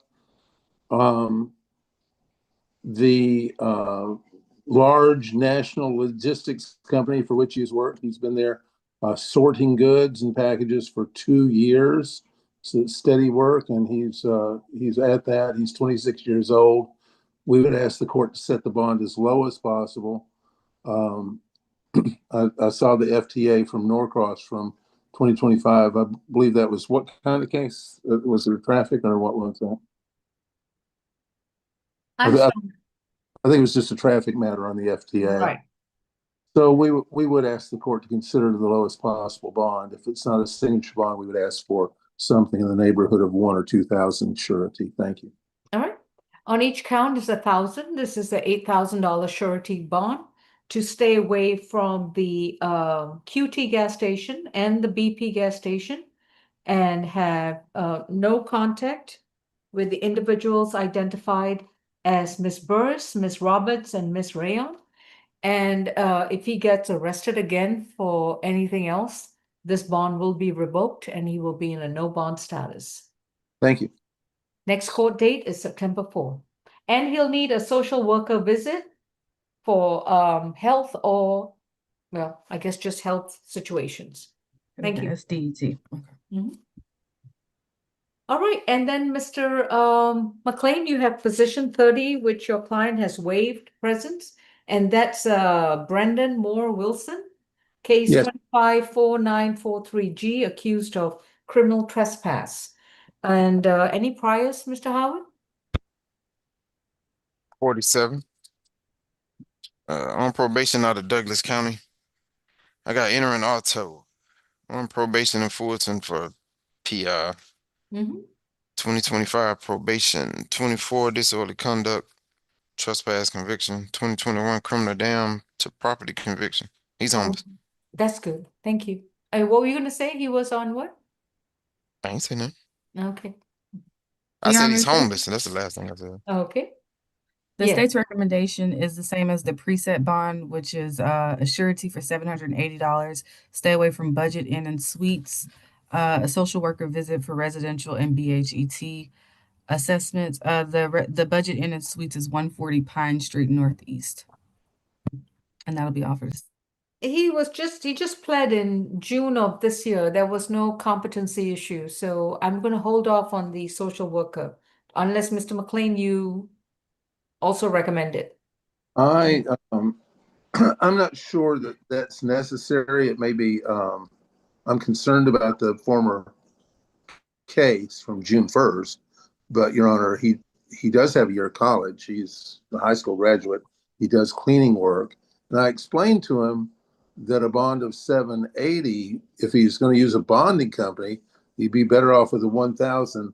The only thing that bothered me was he didn't get that. He didn't understand the logic of it. So I do have some concerns about whether his comprehension is fading in and out. So I'm going to do a social worker visit.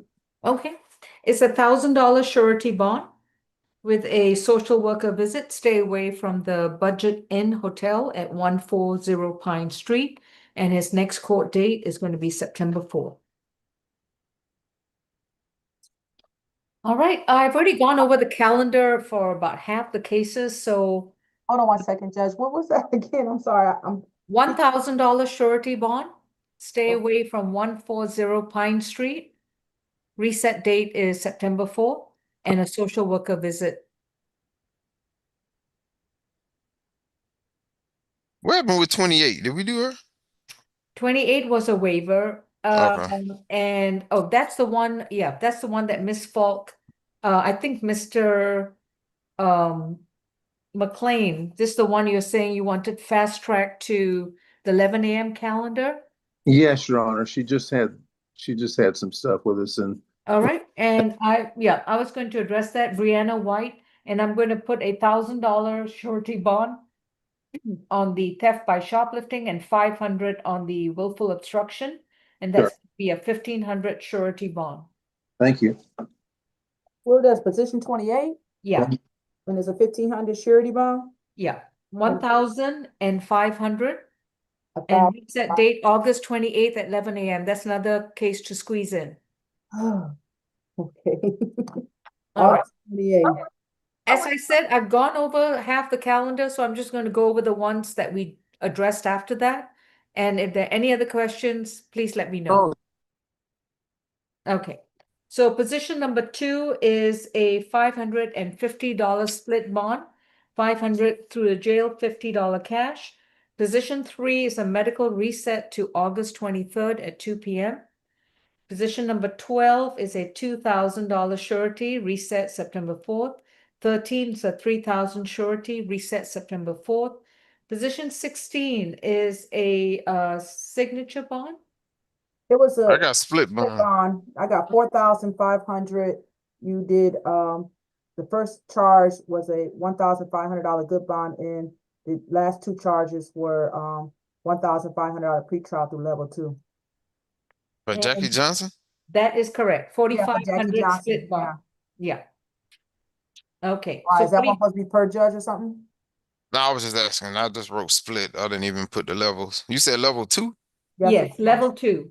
Okay. Count simple battery and reckless driving, a signature bond through pretrial level 2. You're correct. That's a 4,500 split bond. And count 1 was a 1,500 surety bond. Okay. And then let's see. Position 17, I've got a $1,500 surety bond, reset September 4th. Position 18 is confirmed, is released. So we're not going to reset that case. Position 20 is a $10,000 surety bond. Position 21 is a 3,000 signature bond through pretrial level 1. Position 22 and 23 is a total of 10,000 signature bond through pretrial. You said level 2, right? Yeah, 22 and 23. Yeah, that was level 2, correct. And conditions to comply with the TPO case. All right, that was 22 and 23. Position 26 was a $3,000 surety bond, reset date September 4th. And then we jumped to position 28, which is a $1,500 surety bond, and reset August 28th at 11 a.m. Position 29 is a $8,000 surety bond, reset date September 4th. Position 30 is a $1,000 surety bond. And is that also reset to August 28th? What was that again? 30. I got 1,000 good, yeah. 30. No, that's just reset to September 4th, excuse me. Position number 30? Yeah, September 4th. $1,000 surety, yeah, it just waived, that's it. Position 32 is a 1,500 signature bond through pretrial level 1. 33 is a 9,000 signature bond through pretrial level 3. And then the add-on case is a $50 cash bond. Reset date is September 4th. Any corrections to be made? Any questions? No, Judge. I'm gonna try to get these orders to you as quickly as I can.